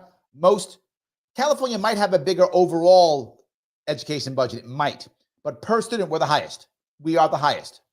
So I don't know. How does, okay, here we go. Give me an answer. At the same time, there's been a 10% decline in enrollment over the last decade. Oh, 10%. Okay, so it's about 200,000. Okay, so I said a couple 100,000. I was about right. So there's about 2.5 million students in New York State, give or take. So 10% means 250,000. So we've had 250,000 kids. Now, part of that is people just packing up and leaving, right? But that's not all. But a part of that's just that. We lose 300,000 people per year in New York State. Is pack up and leave, right? So a bunch of those are kids who are leaving, and a bunch of those kids who just aren't showing up anymore. They stopped. We have many schools serving fewer students. Yep. While receiving the same amount of money from the state. Okay, so that would tell me, right? I'm gonna use some logic here. That's my problem. I probably shouldn't use that logic, but I'm gonna break the laws of Kathy, and I'm gonna use some logic here. That would mean that you have extra money, and you've told me that funding fixes all problems. We should have less problems. Right? And as we speak, some school districts have considerable cash reserves that exceed the amount they're allowed to have by law. How dare schools have reserves that aren't allowed by law? Now, some of you might laugh at that. Now, how New York State works, I know many states do this, but how New York State works is if you don't spend all the money they give you, you lose it. You are not allowed to save money. I'm not joking. You are not, she just said it. You have extra reserves, save money, you're not allowed to have. You may not save money if you're a school. She just said it. I've been telling you this for 6 years. I was trying to break this entire horrible system of New York State schooling since 2018 because it's terrible. So if you're a school, you're a principal, you're an administrator, you got a bunch of money, you don't need it. What are you gonna do with it? You're just gonna spend it. You're literally just gonna spend it. You say, wait a minute, let's build another gym. I'm not joking. That actually happens. Let's raise everybody's salaries. I'm not joking. That actually happens. When I was, any of you veterans know this. The end of the fiscal year is in October for the federal government. So all of a sudden it's September and everyone is out at the range firing off all the rounds to burn off all the rounds. Because if you don't use it, you lose it. That is the system we have now, and no one wants to fix it. This is the biggest problem. Oh. So while schools and working class communities are limited to no reserves, others are doing just fine. Doing just fine. So now's the right time to do what? To fix the whole thing. Take this on.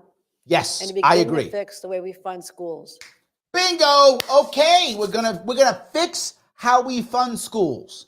So obviously, the right answer here is we're going to make sure that it doesn't matter in what district you're in, because that you shouldn't be punished because you're in a poor district or rewarded because you're in a rich district. So we shouldn't do that. So we will remove property tax from the environment completely. She's going to say right now, she's going to end property tax, right? So end that, because at least half of your property tax is school tax. We're going to end school tax, having property tax. Maybe we'll keep a little bit. She's not that crazy. We'll do that. And money will follow the kid. So wherever the kid goes, the money will follow. This way, parents will have good school choice, competition, better schools. Of course, that's the right answer. That's what she's going to say. Go ahead, tell me. To make sure they're equitable. Love that. Fair. Oh, equitable. We're doing the right. Now I'm getting scared. Okay, she used the evil E word. All right. Michael Voss, I know when she did that word, you literally just fell out of your chair. So I'm going to give you a minute to get back off the floor. She used the evil E word, equity. Okay, Mike, you back in the chair now? Okay, good. Here we go. Keep going. I'm getting scared now. I don't think she's going to use my plan.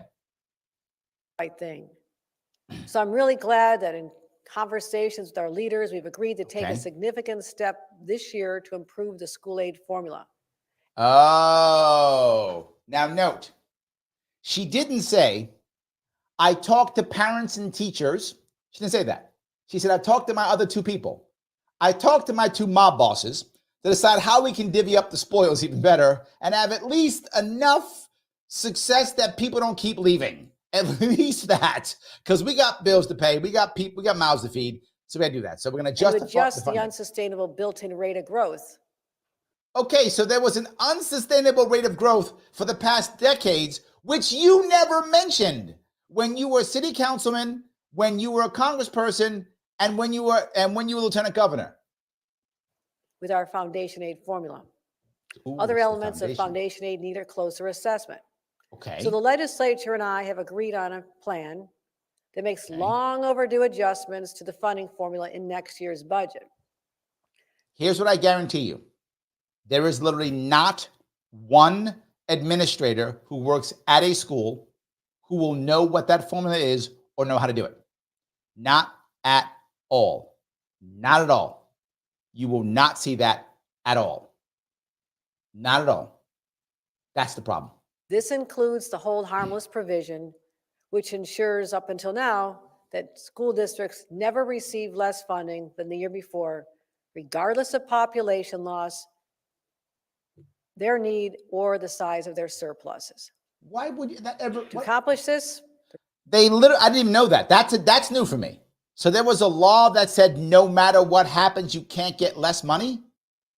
Wow. Wow. Nope. Wow. No matter what happens, you can't get less money. Why would you ever make your school good? Why would you have do anything? You never get less money no matter what. Wow. Rockefeller Institute of Government, in collaboration with the state education department, will conduct a comprehensive study on school funding. That's what we need, is comprehensive focus on foundation aid. Oh, but you better teach them to read first. Yeah, teach them to read first, then do that comprehensive thing.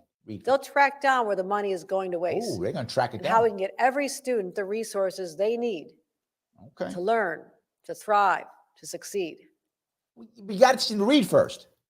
See, this is the problem. You've just admitted that you literally were not teaching our kids to read. I have to laugh through this because you said that, and I was like, the problem is funding.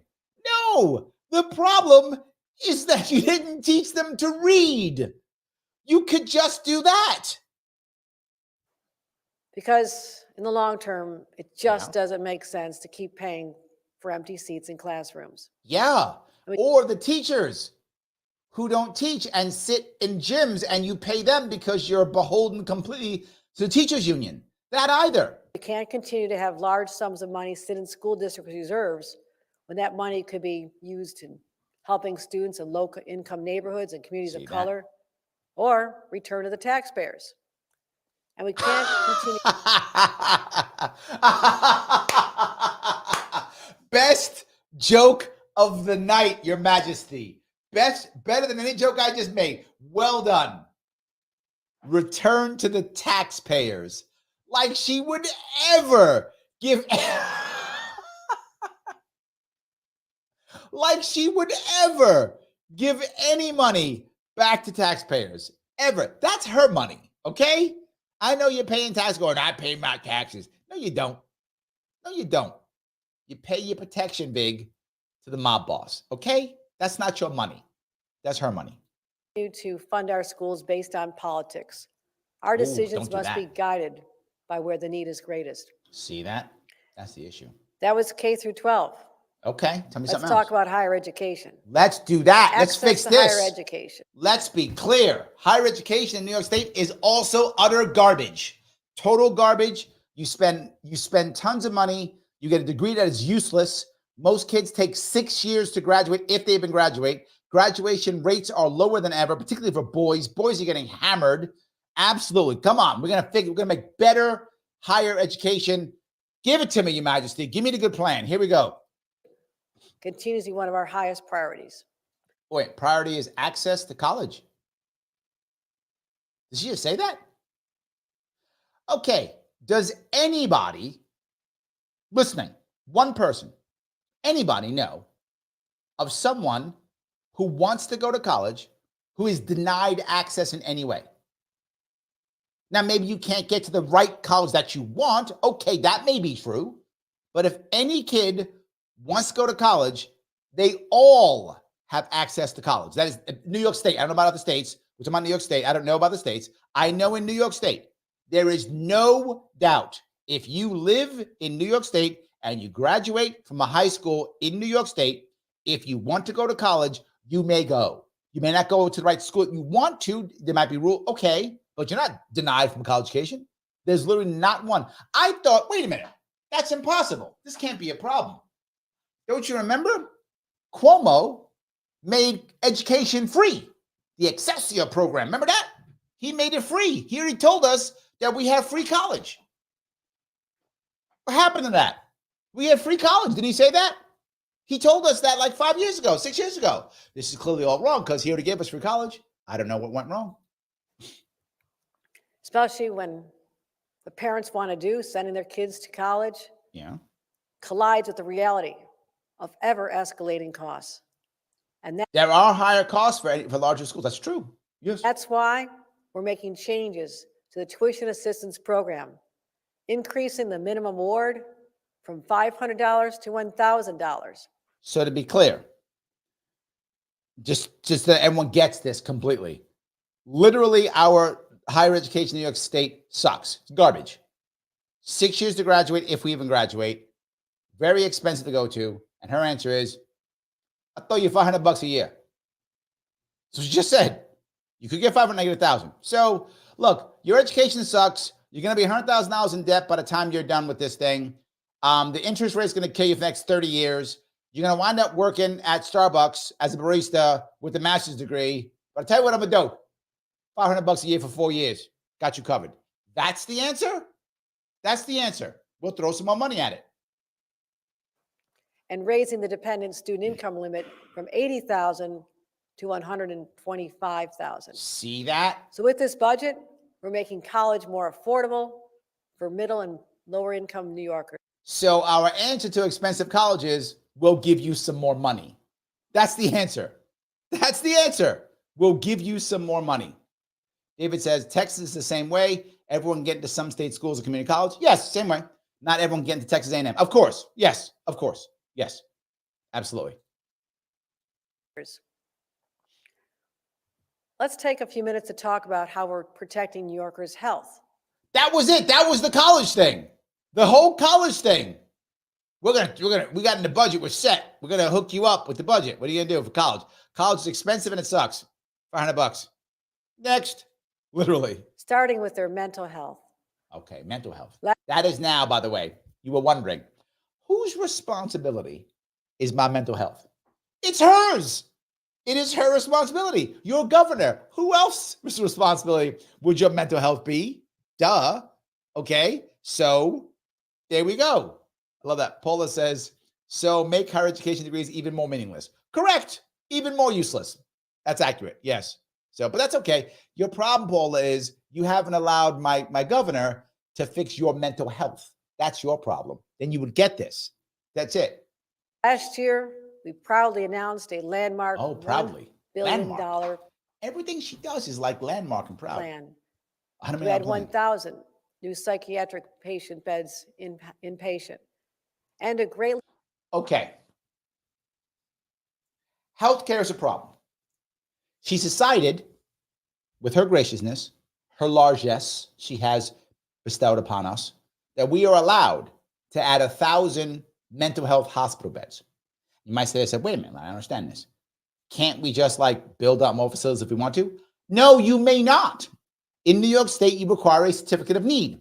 You may not build out hospital beds unless Her Majesty deems it appropriate. I wish I was lying, but you just saw that. She said, because I am, she absolutely is generous. She's a generous goddess. She's a generous goddess. She is. And she will now allow us to have 1,000 more mental health. Are you not pleased? Here you may build 1,000 more beds. There are 18 million New Yorkers. And then why 1,000? And then more importantly, why do you care?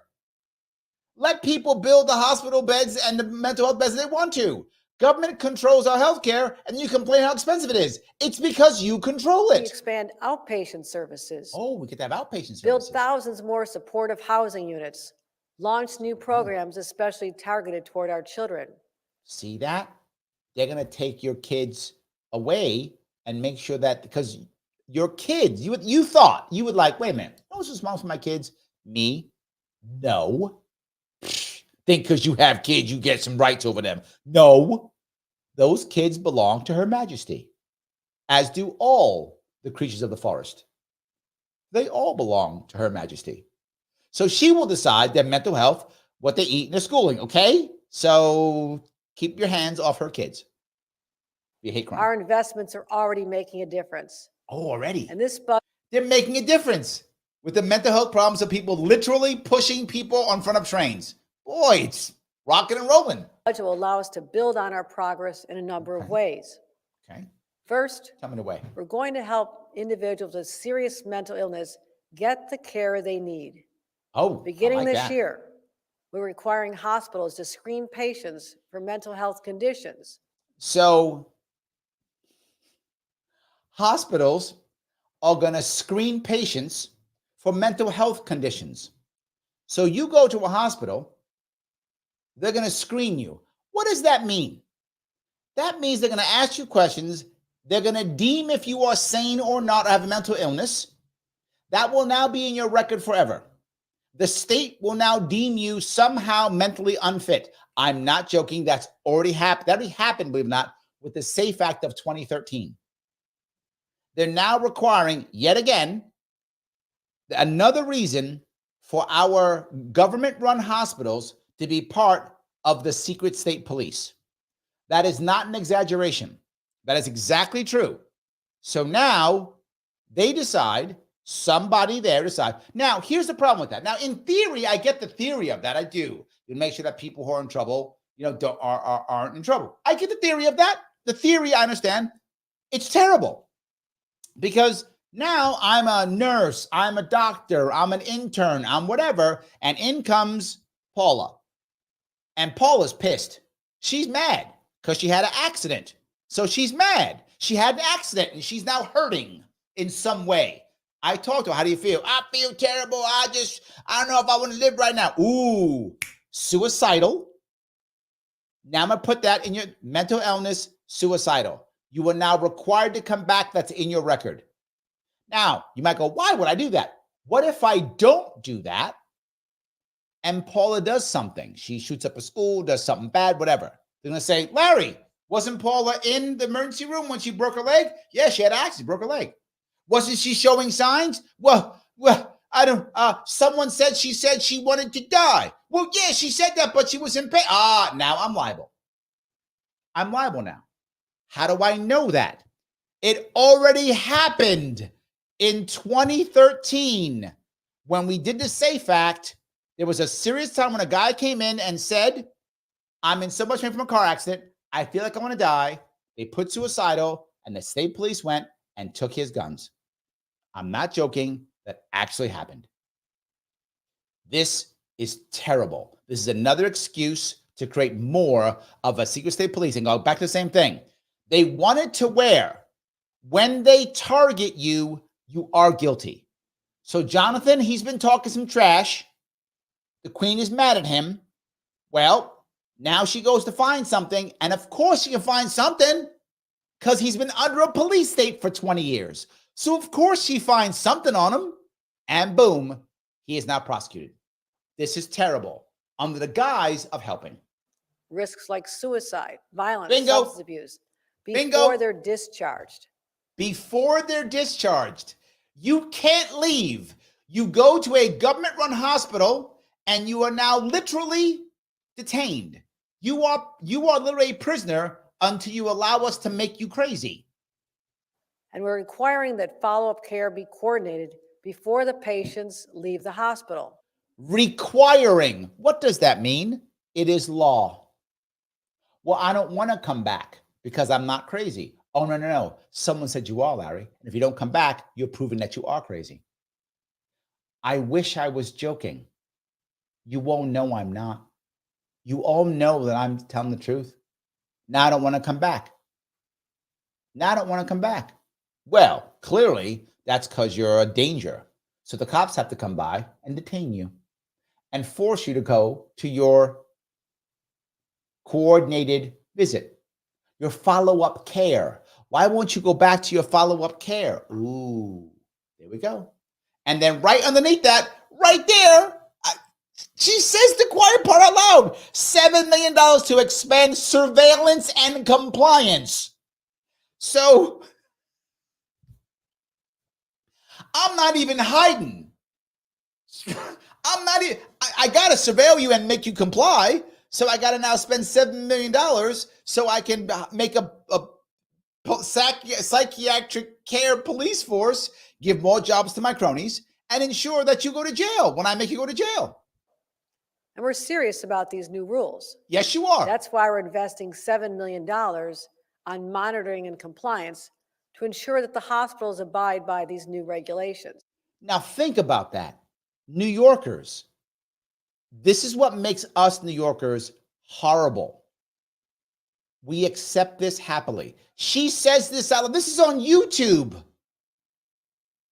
And New York's like, yeah, it's good for those people. It's all good till it's you. We're also investing $31 million to support people in the criminal justice system who are struggling with mental illness. See that? So these individuals can have lasting well-being instead of cycling in and out of the justice system. Yes, there's another option here. For those who don't know, what is the largest mental health facility in New York State? The prison system. We have no answer for people who have mental illness. Now, with her largesse, she's allowed us to have 1,000 more hospital beds. I guess that's good.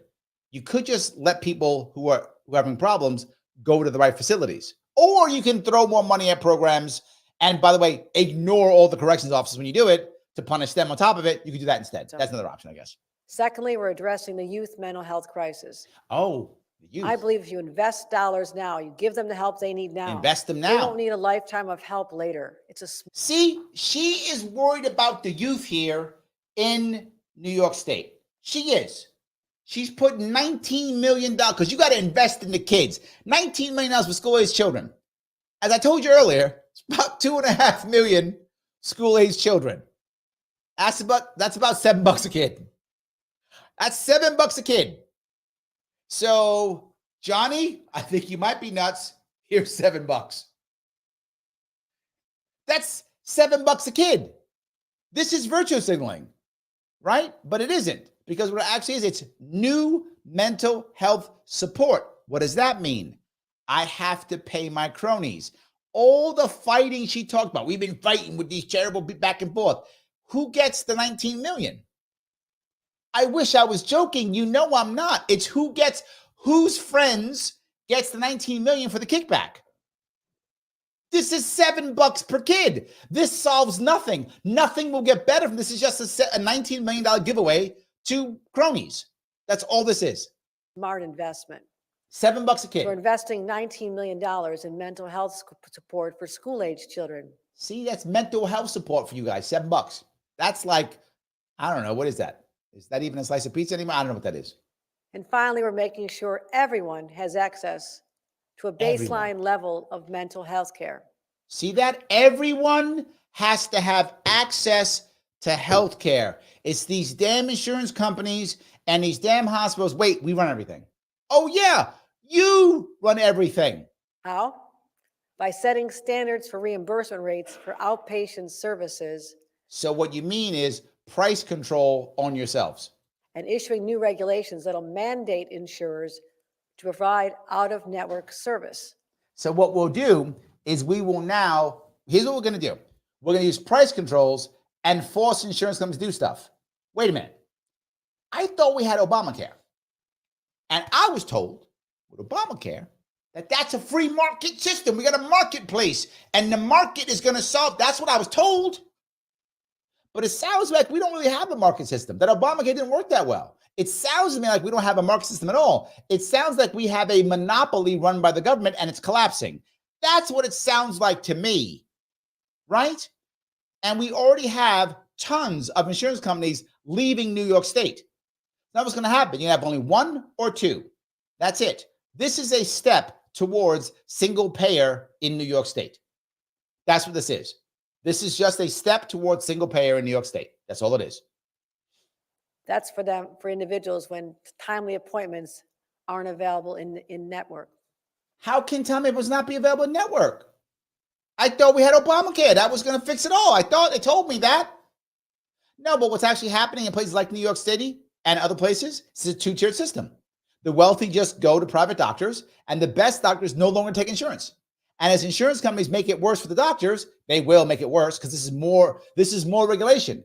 It's literally the reason why Americans are not becoming doctors anymore. It's because of this regulation. It's the reason why companies are buying up doctors' offices. Have you guys noticed recently, and many of them sure have, that all of a sudden your doctor who used to have moves around or quits or new doctors come into your doctor's office? Yes. Yes. Why? Because the doctors can't afford to stay here anymore. They don't want to be here anymore. What do? They do one of two things. Take no insurance, which means you have to be wealthy. You got to be wealthy. Or two, they get bought up by some big company that doesn't care about you. And usually it's a big finance company. That's what it is now. And she's like, yeah, that'll force you all into single payer, the equivalent of Medicare for all. Remember something. Single payer in her world does not outlaw private insurance. Why? Because she will still have private insurance her own way. She'll still pay her own way. The wealthy go to their own doctors.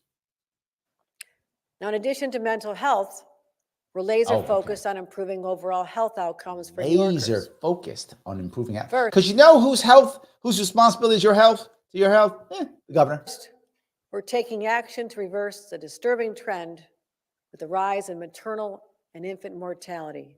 Wait a minute. Hold on. You're telling me that we are having a rising rate in maternal and infant mortality. I thought Obamacare fixed this. And I remember Cuomo said he was going to fix it. And now you're saying, wait, this doesn't make any sense. You guys have been running healthcare of New York State, literally running it for decades. This can't be true. That almost sounds like government doesn't work. Every year, hundreds happens? Of New York families experience this unfathomable loss. And the reality is Black and brown mothers and babies are disproportionately impacted. Got to throw race there. Because they're not getting. Now, the reason why I threw race there is in case you don't like this, you are a racist. So you throw race there. So just in case you think this is a stupid idea, I'm sure it is, they'll just go, you're a racist. It's not bad. That's good. That's actually a good plan, right? Because then no matter what you say, racist, and now I can ignore you. the prenatal care they need. It takes a lot to leave a job or schedule an appointment. You're making minimum wage and you're supposed to take a half a day off for a prenatal appointment. You could make a better economy to where less people make a minimum wage. You could do that. You could tax them less so they have more money. You could do that. You could actually make it to where people could actually start businesses and do stuff on their own and be gig employees and make extra money on the side if they wanted to. You could do that. All those things would be possible. Or you could do your forced thing. A lot of families, a lot of moms can't do that.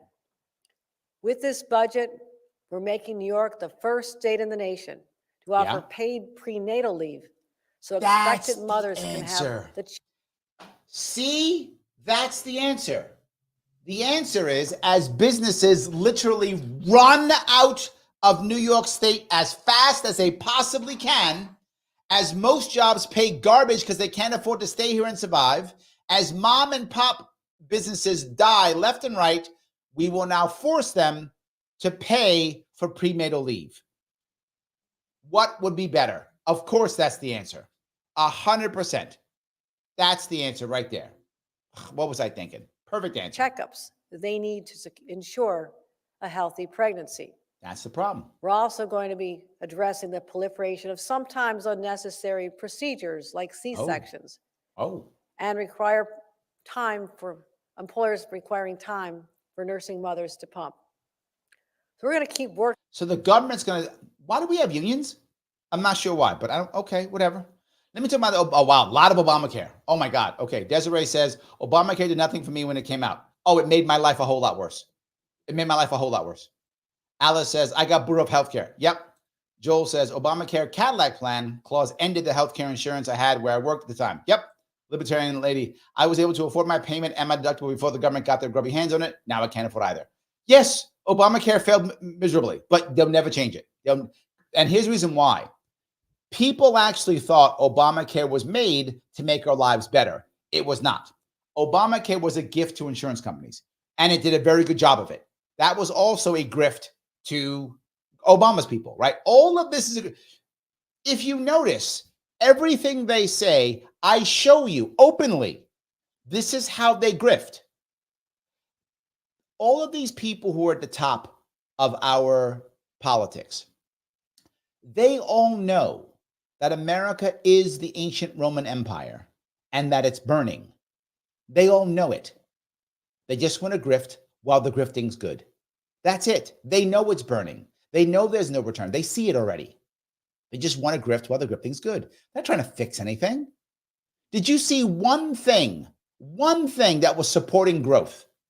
In this entire talk, all of this so far, talk about the entire budget, where was the part where things grow? Where was that? Where was the part that incentivized people to do the right thing, or incentivized people to grow or do better or grow businesses or build things? Where was that? Nowhere. And it's never been. Someone asked me in the chat, who's worse, her or Cuomo? She's actually worse because she is actually seeing how bad it is and just grifting to the best of her ability. Cuomo at least did want to, and I can't even defend Cuomo here. Cuomo was a far more narcissistic than her. She is narcissistic also, but he was more narcissistic, which means he wanted to grandstand and be wonderful and great. So he would do things that would help us by mistake because he wanted to look good. That mattered to him, right? And not just that, he had some charisma. He can make you laugh here or there. She's just terrible at everything. As bad as Cuomo was, she's actually worse. And I really thought, can she be worse? We'll see. She's worse. She's worse. And I think it's terrible. So yes, Joel says, if you like your doctor, you can keep your doctor, period. I remember that. I do. That was a lie also. Working on ways to keep moms and infants alive and safe, but also make sure we're tackling the risks they face as they get older. Okay. I've talked about this before. Okay, tell me. Drownings in our state have reached record levels in the last few years. Drowning. Kids are particularly vulnerable. Drowning is the leading cause of deaths for 1 to 4-year-olds across the country. and the second leading cause of death for 5-year-olds to 14-year-olds. What? And there's stark racial Okay, she had to say across, she couldn't say New York, because that's not a thing.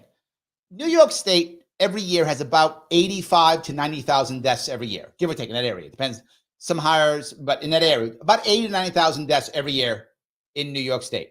You know, people drown every year in New York State? About 200. About 200. Out of 85,000 deaths, about 200 die of drowning.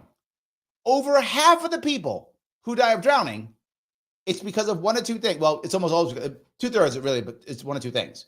One, when it comes to kids, half the kids drown because parents aren't paying attention. That's the reason.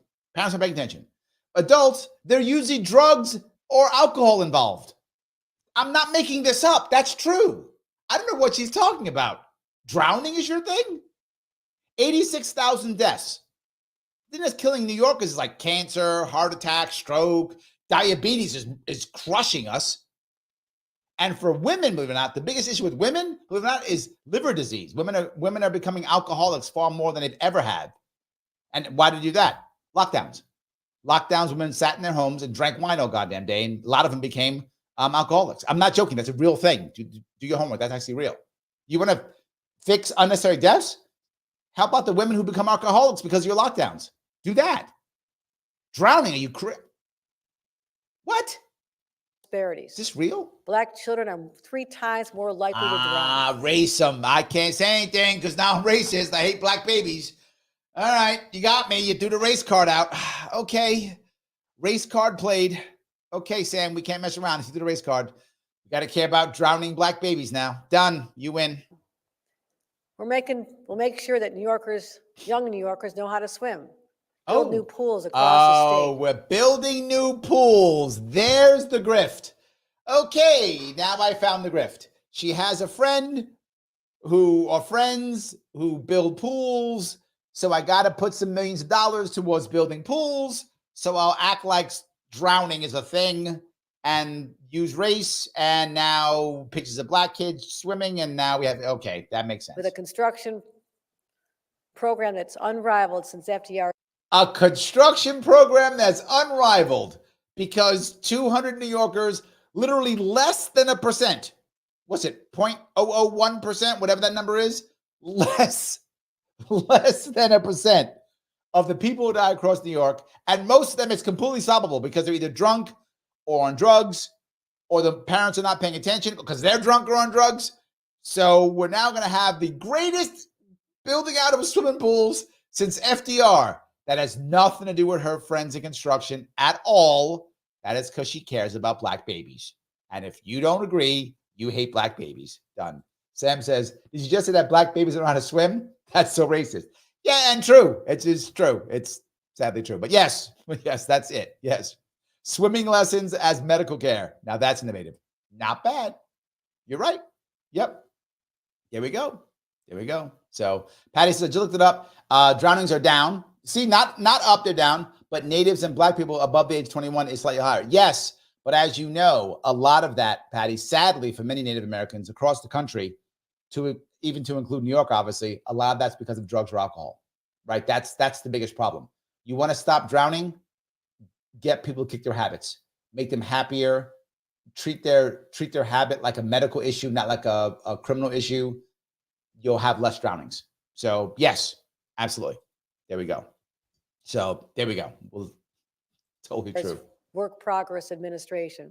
Oh, okay. We're talking about healthcare. I also want to address Medicaid and how we fund it. Oh, she didn't bring up the dollars because the dollars would have been so high that you'd have been shocked. That she didn't bring up the dollars. Okay. Last year, we invested over $400 million to invest access to preventative and primary care. Okay. We made the largest Medicaid rate increases for hospitals and nursing homes in 2 decades. Now note that. Why do I keep saying how we run everything? They decide what hospitals get paid. They decide the pricing of insurance. They decide whether or not a hospital can grow out or not. Our healthcare is run by New York State. It's basically state-run healthcare, which is why so many people who are wealthy Don't use it. If you know someone who's wealthy, someone whose net worth is, say, $10 million or more, someone who can bring an income in of 7 figures or more every year, any of those things, that person does not use regular insurance. That person only goes to private doctors. I know them here in New York. They don't do it in the city. They don't do it. So she can say all the stuff she wants. She goes to her doctor whenever the hell she wants. This year, we're providing $3 billion to support distressed hospitals. Why are the hospitals distressed? Because you've run them into the ground. Continuing our $20 billion multi-year investment to build new healthcare infrastructure.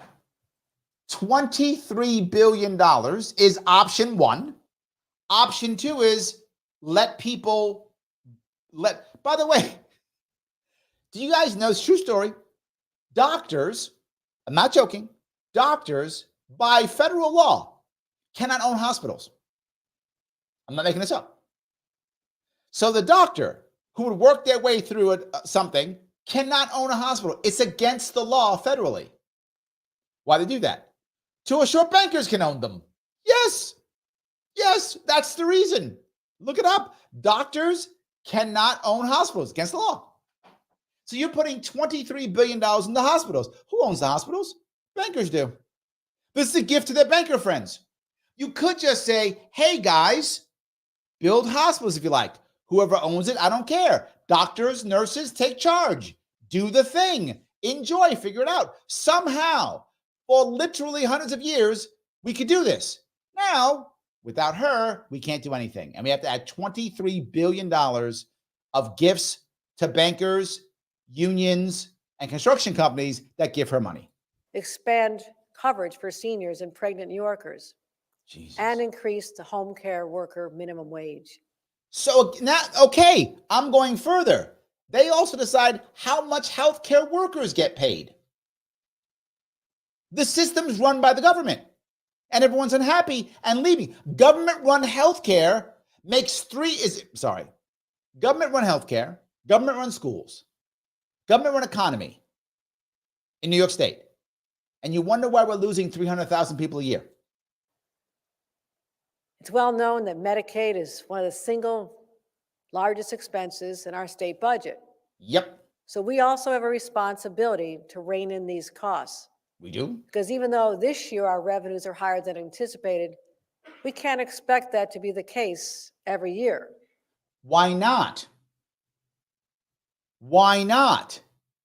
Because there's no plan for growth. We must scrutinize Medicaid spending so we can continue to provide the essential services to people who need them the most. See, we will decide who needs what. We will decide who needs what and give them the stuff. The rest of you guys, you're just screwed. That's how that works. Guys, before I go further, I got more to go. You know I do. You can see it. Do me a favor. Click the button that is like. If you haven't clicked it, click it now. If you are on Twitter or X, repost this. But live, repost it. Repost it again. Do it twice. Repost it again. It's fine. If you want to super chat me, you can. Super chat me on Larry Sharpe. If you want to really help out the channel, please do me a favor. Become a subscriber if you're not. If you haven't subscribed, become a subscriber. Do it now. Click that subscribe button. Click the bell so you get notifications when I go live, because I go live all the time. I give you guys so much live content. So click it so you know what's happening. And if you want to become a member, click the join button. It's $5 a month.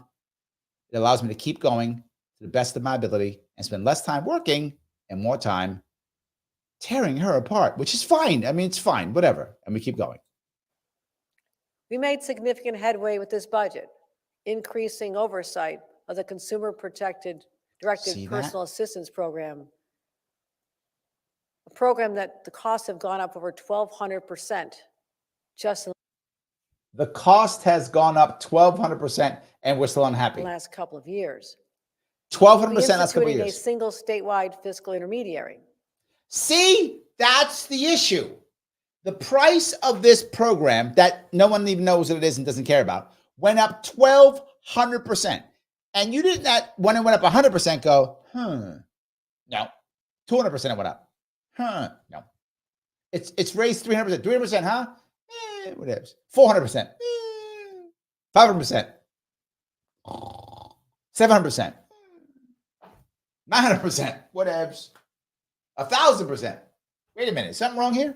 Yes. This program has the price has increased by 1,000%. It's 10 times more expensive. Huh. Should we look at this thing? Yeah. Let's do it. Okay. So now it's 1,200% increase. It's 12 times more expensive. Maybe we need some oversight. Better late than never, I guess. But what is your answer? Your answer is more government. That's the answer. What that means is we'll be like states like California that have one fiscal intermediary managing this. And California is a good example of nothing. Not a thing. Jonathan, thank you for the super chat. Happy 420 Eve.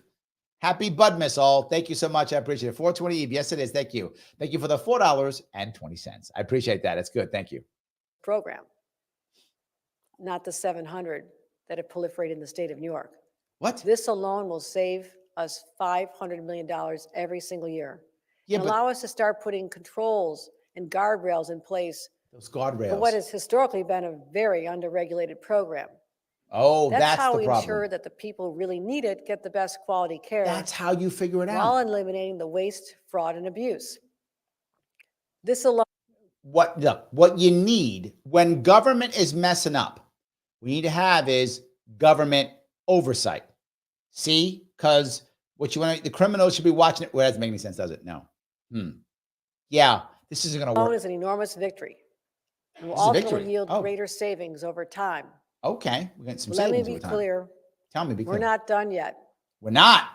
We have not wrecked this state yet. This state's in trouble, but it is not burned down yet. And I can get some more grift out of this state. So you thought we were done? I got more coming. Months back, my administration established the Commission on the Future of Healthcare. Future of Healthcare. They've been tasked with uncovering long-term solutions to the challenges confronting our healthcare system. Oh, because you know who's going to fix it? Government.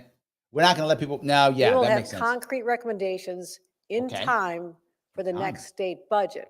Look at that. These experts will help us build a sustainable healthcare system for many years to come. That's what we need. That's what we need. So as we're closing out here, I want to just talk about a few other ways we're providing a better life for New Yorkers with this budget. Okay. We know life is hard. It is. Cost of living just keeps going up and up. It does. That's true. So that's why we're raising the maximum benefit for paid maternal medical disability leave, which has been frozen for 35 years. Too often, disabled New Yorkers aren't given the support they need. They're forced to struggle alone. That legacy of neglect ends with this budget. So the answer is just give them more paid leave? Oh my God. So let's not give them better jobs. Let's not fix the economy. Let's instead just give them more leave. We're giving them prenatal leave, medical leave. Let's make sure that every small business leaves this state. That'll fix it. $1.6 million New Yorkers who are diagnosed with diabetes. We have 1.6 million New Yorkers. That's about 10% of our population that has diabetes. And you're worried about drowning. I'm not.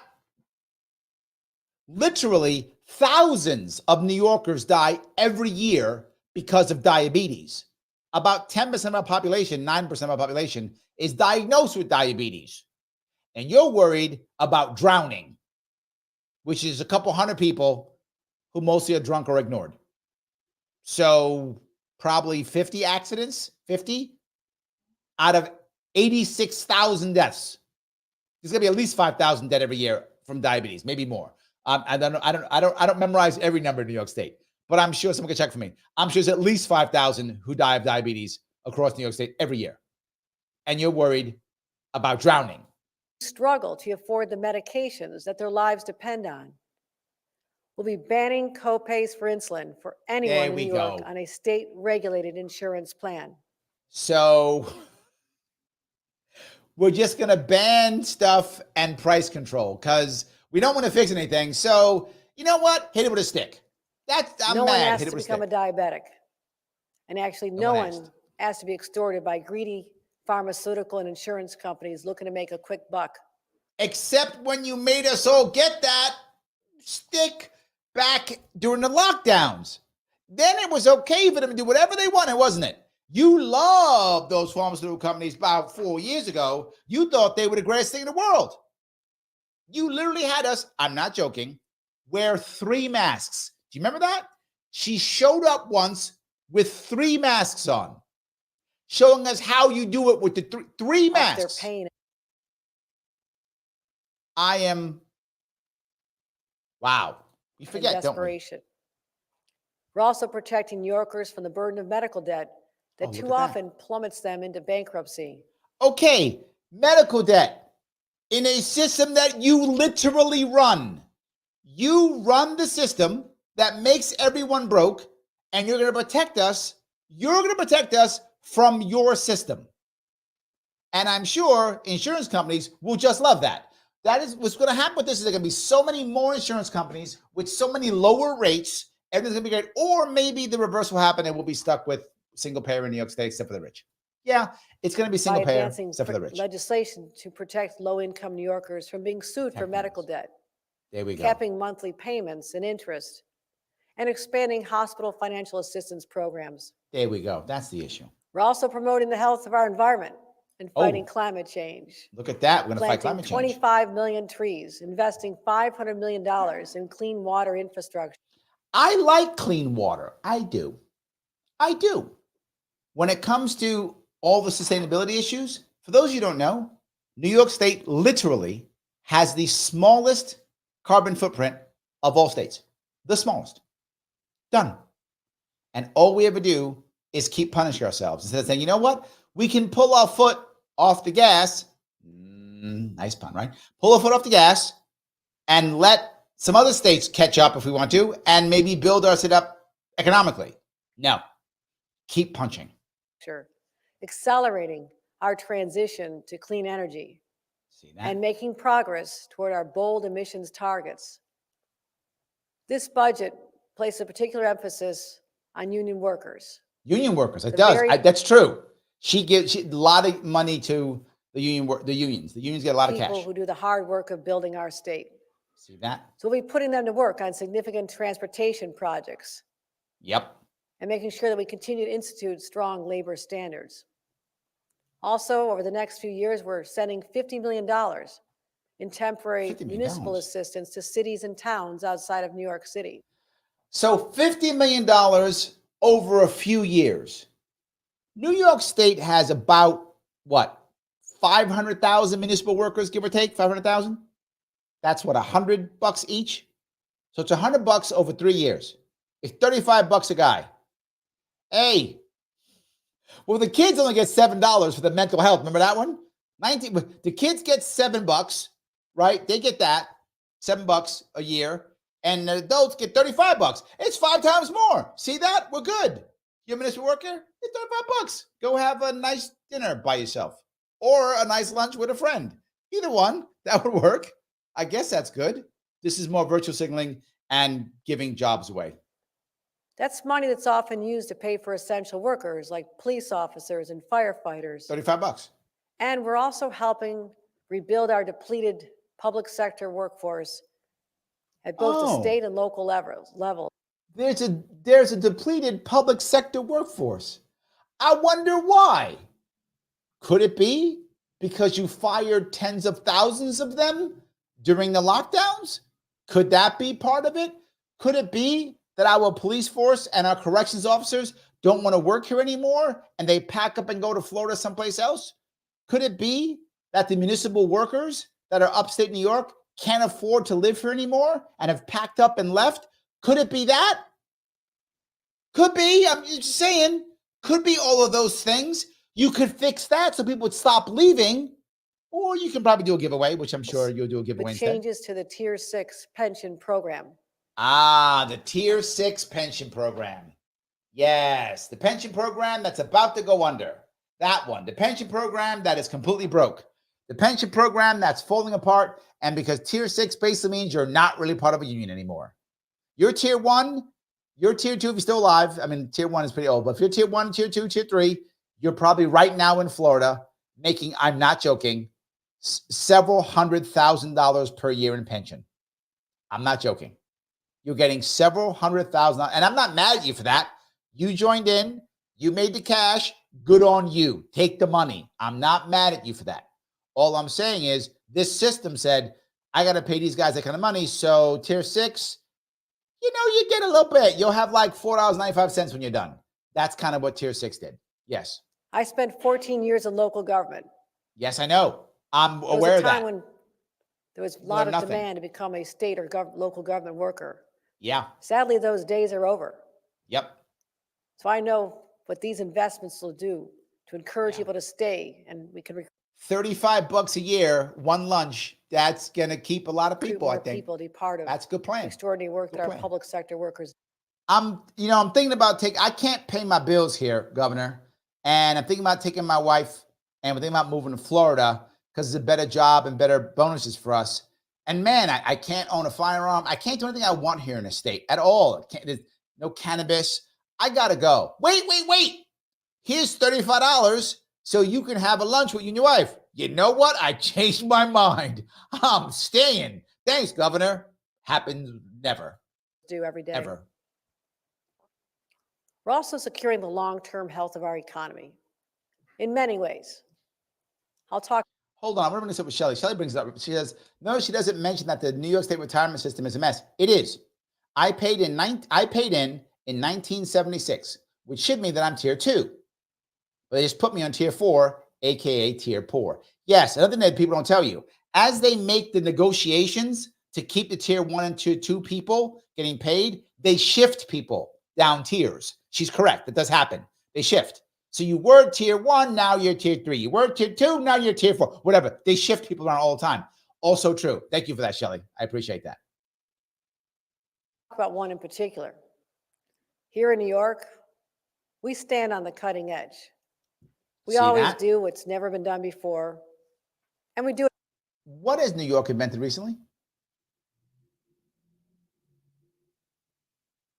Not much. It better than anyone else. We threw out all the cryptocurrency. We threw out cannabis. We threw out all the incubators. That's not true. She just made that up. That's absolutely not true. This is not true. She made this up.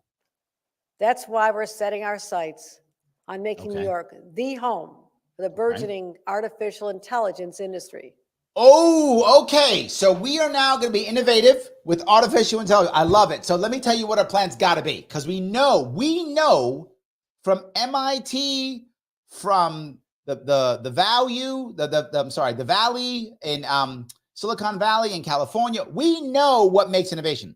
Innovation is when you allow people, individuals, decentralized and grow on their own and come up with good ideas, go back and forth with each other, let entrepreneurs jump in, you let some finance people jump in, and before you know it, you get great, massive, great companies and great innovation. So this is going to be our plan to do that.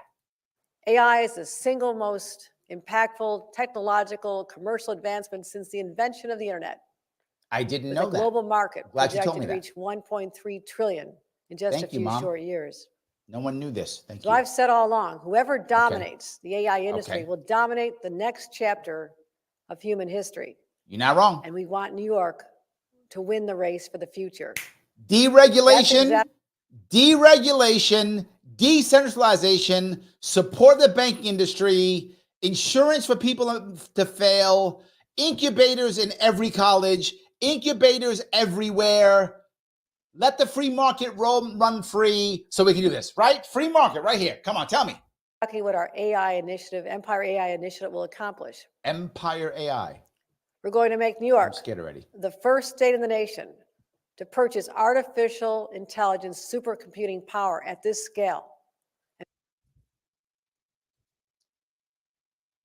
So we're going to make government Skynet. That's what she just said. See, we're going to make government Skynet. That'll work. What could go wrong except every AI movie ever made? Except for that, what could possibly go wrong? What could go wrong except literally taking what China's doing to create a surveillance state that you will now create here in New York State with AI. China's using AI to create a deeper, a deeper surveillance state. So now you will use that too. And you'll pretend it's so we can innovate. When ever has real innovation come from a state government? Sometimes the basic research is funded by state government. That does happen. Sometimes basic, but we have the basic stuff. Where does the innovation come from? Always outside of the mainstream. Every time. That's where innovation comes from. Wow. Okay. And placed in the hands of our leading academic institutions. Because the academics, they got it down. They know what's up. You know, the academics, they always have it right. And our universities, to foster an ecosystem of innovation, research, and growth. See that? This will position New York at the forefront of this industry for decades to come. Why is she proud to say, I'm going to take this away from private companies that would actually innovate, and I'm going to make the state that these companies have to pay taxes to, I'm going to make the state your competition? Why would any AI company come to New York when the state that they pay taxes to, and as a police force, is their competition? This is one of the most stupidest things I've heard of. She has said many dumb things. This is the worst, but I got to tell you, you know what? I'm wrong. It's not dumb. It is simply a way of ensuring that New York State will have the absolute strongest surveillance state, the strongest spy state, the strongest control over a citizen than any other state. Our budget allocates $275 million to make this become a reality. Wow. And will be supported by $125 million in private and university funding. Private and university funding. Okay, university funding is state funding. Private funding is so your cronies get a cut. Let's not fool ourselves. If you allowed me to invest in this and I'm a rich guy, of course I would. The state is going to be running it. It's literally called a consortium. It's called an Empire AI Consortium. If I was writing a sci-fi novel, I would call the bad guys the Empire's AI Consortium. If I was making a video game, this would be the bad guy's name that I would write. They literally put the bad guy name right there. At least you're being honest. If I was a multimillionaire and they were like, hey, Larry, you want to invest in this thing? I'd be like, wait a minute. You're buying AI, government monopoly, and I can invest in?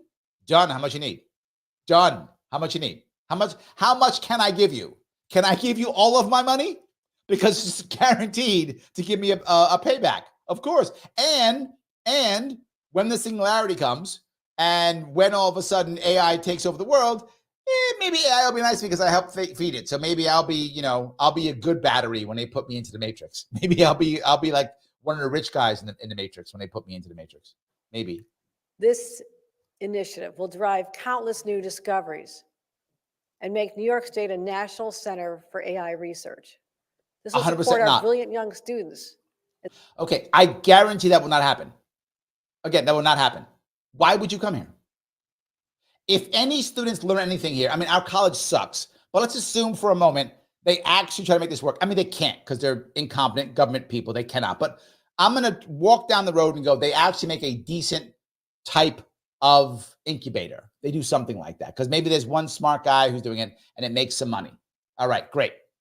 You think once those kids learn something, they're going to stay here? They're going to leave and go someplace else. They're going to go someplace else. They're going to start their company in South Carolina, Texas, Tennessee, right? Now, if I invest in this, I might make some cash because I'm going to invest in them. So as a private guy, I'd happily invest. Government's going to make no money. We will make no money on this. We'll make no money on this. They launch. Our kids will leave. New companies and products when they graduate. Not here, though. Yes, but not here. You're right, not here. Transform the way that New Yorkers live their lives. No, they won't. All for the better. Well, they might. And we're ensuring that change will be powered right here in New York. Other economic development projects, we're going to have over $200 million invested to build 4 workforce development centers. Okay, here is the biggest issue, right? This is a really big problem. New York State is so broken and is so anti-business California, by the way, the same. Most of you may not know this. There is virtually no economic growth in either state that is not government funded. That is a major problem. People don't come in here and invest from the private sector. They don't do it. Growth is always from government expenditure. That is insanely unhealthy and now become the norm. So there's no plan for growth except we just keep spending money. Now, $200 million for workforce development centers. What does that mean? The government's going to teach you how to work? Do any of you know anybody who got a job from a workforce development center that was actually the job they were supposed to get? I mean, maybe it happens. I don't know anyone who's ever had that happen. These are just, again, they're just grifts. I know because I've been in these things. I've trained people. It's a massive government grift. They give consultants like me tons of money for very little work. Again, if they want my help, I will teach anybody whatever you want. I'll come in, teach your garbage, make a ton of money because it's going to somebody. If it doesn't go to someone else, it goes to me. Me to go to someone else. I don't care. I'll take the money. And of course, you think that's only going to cost $100 million? That's the initial idea. That will at least go up by 10, 20, 30 times. I'm not even joking. The last thing she talked about openly, she said it was 12 times more expensive before she figured it out. This will easily double, triple, quadruple before they figure it out. This is nothing but a joke. This is another giveaway, a grift. That's all it is, a gift. It's a giveaway. Syracuse along the 190 corridor, where all the new jobs are coming, semiconductors, need I say Micron, and so many other areas where leading. And again, every single time they brought someone in, Micron or whomever, literally, and be very clear on this, literally never, not one time, never have they ever made their actual numbers. Not one time. Every time it fails. In the nation and creating these great paying jobs. So we want to make sure that we can secure the good paying jobs in advanced manufacturing. People need to be trained. See that? Gotta be trained. People need to be training. That's why this investment is so important. So this is to train the people from Micron. Okay, crazy question. Crazy question. Aren't colleges supposed to train you for this? Shouldn't high school or BOCES train you for this? Should Micron pay to train people for this? Why does government have to create a workforce development center? Why? Shouldn't colleges be doing this? No, because they suck and you won't fix them. You just give us more money. Shouldn't high school do this? No, because our high schools suck. They can't do this. This should not be required. If Micron's a great company going to help us out, why is it Micron providing training for their employees? Why? Because part of your grift and your deal for Micron was this. This is part of payback to Micron. That's what this is. I will guarantee you Micron workers will be here making money off the state. Yes. So Micron workers will be here making money off the state. This part of the deal. Helping us. Everywhere you look. Always, from our biggest cities to our most rural hamlets, you'll find New Yorkers working the jobs of the future. No, you will not. Let me end with this. You'll find New Yorkers leaving the state. I said something I believe with all my heart. Tell me. New Yorkers are more powerful together than we ever would be on our own. We saw that with this budget process. Yeah, okay. Yes, with spirited debate. Why? But there was almost unprecedented collaboration between myself, the majority leader, the speaker. And we proved that we can. Okay, I'm going to end it here. But that part, the reason why I say that part now is she actually said the quiet part out loud. She said debate between her, the majority leader, right? The majority leader and the Senate leader and the Assembly leader. That's the fight. The fight is how much can they grift? That's the fight. How much can they grift? We should be embarrassed that's the case, but we're not. It has become the norm. It has become the norm. And I show you this because your leaders say similar things and they act as if they're helping. They're not. This is all about a grift. I show you the grift. They say it. If you think anything I'm saying, I'm making up, you can just check out everything I've said on your own. And no one's ever come being, oh, Larry, you're lying. They all go, yeah, he's right. That's how it works. It's all a massive grift. Why do you think when I went to run for office, they were so keen on dropping 6 figures to throw me off the ballot? Why? I'm some dude from New York City. I'm some dude. Why do you want to throw me off the ballot?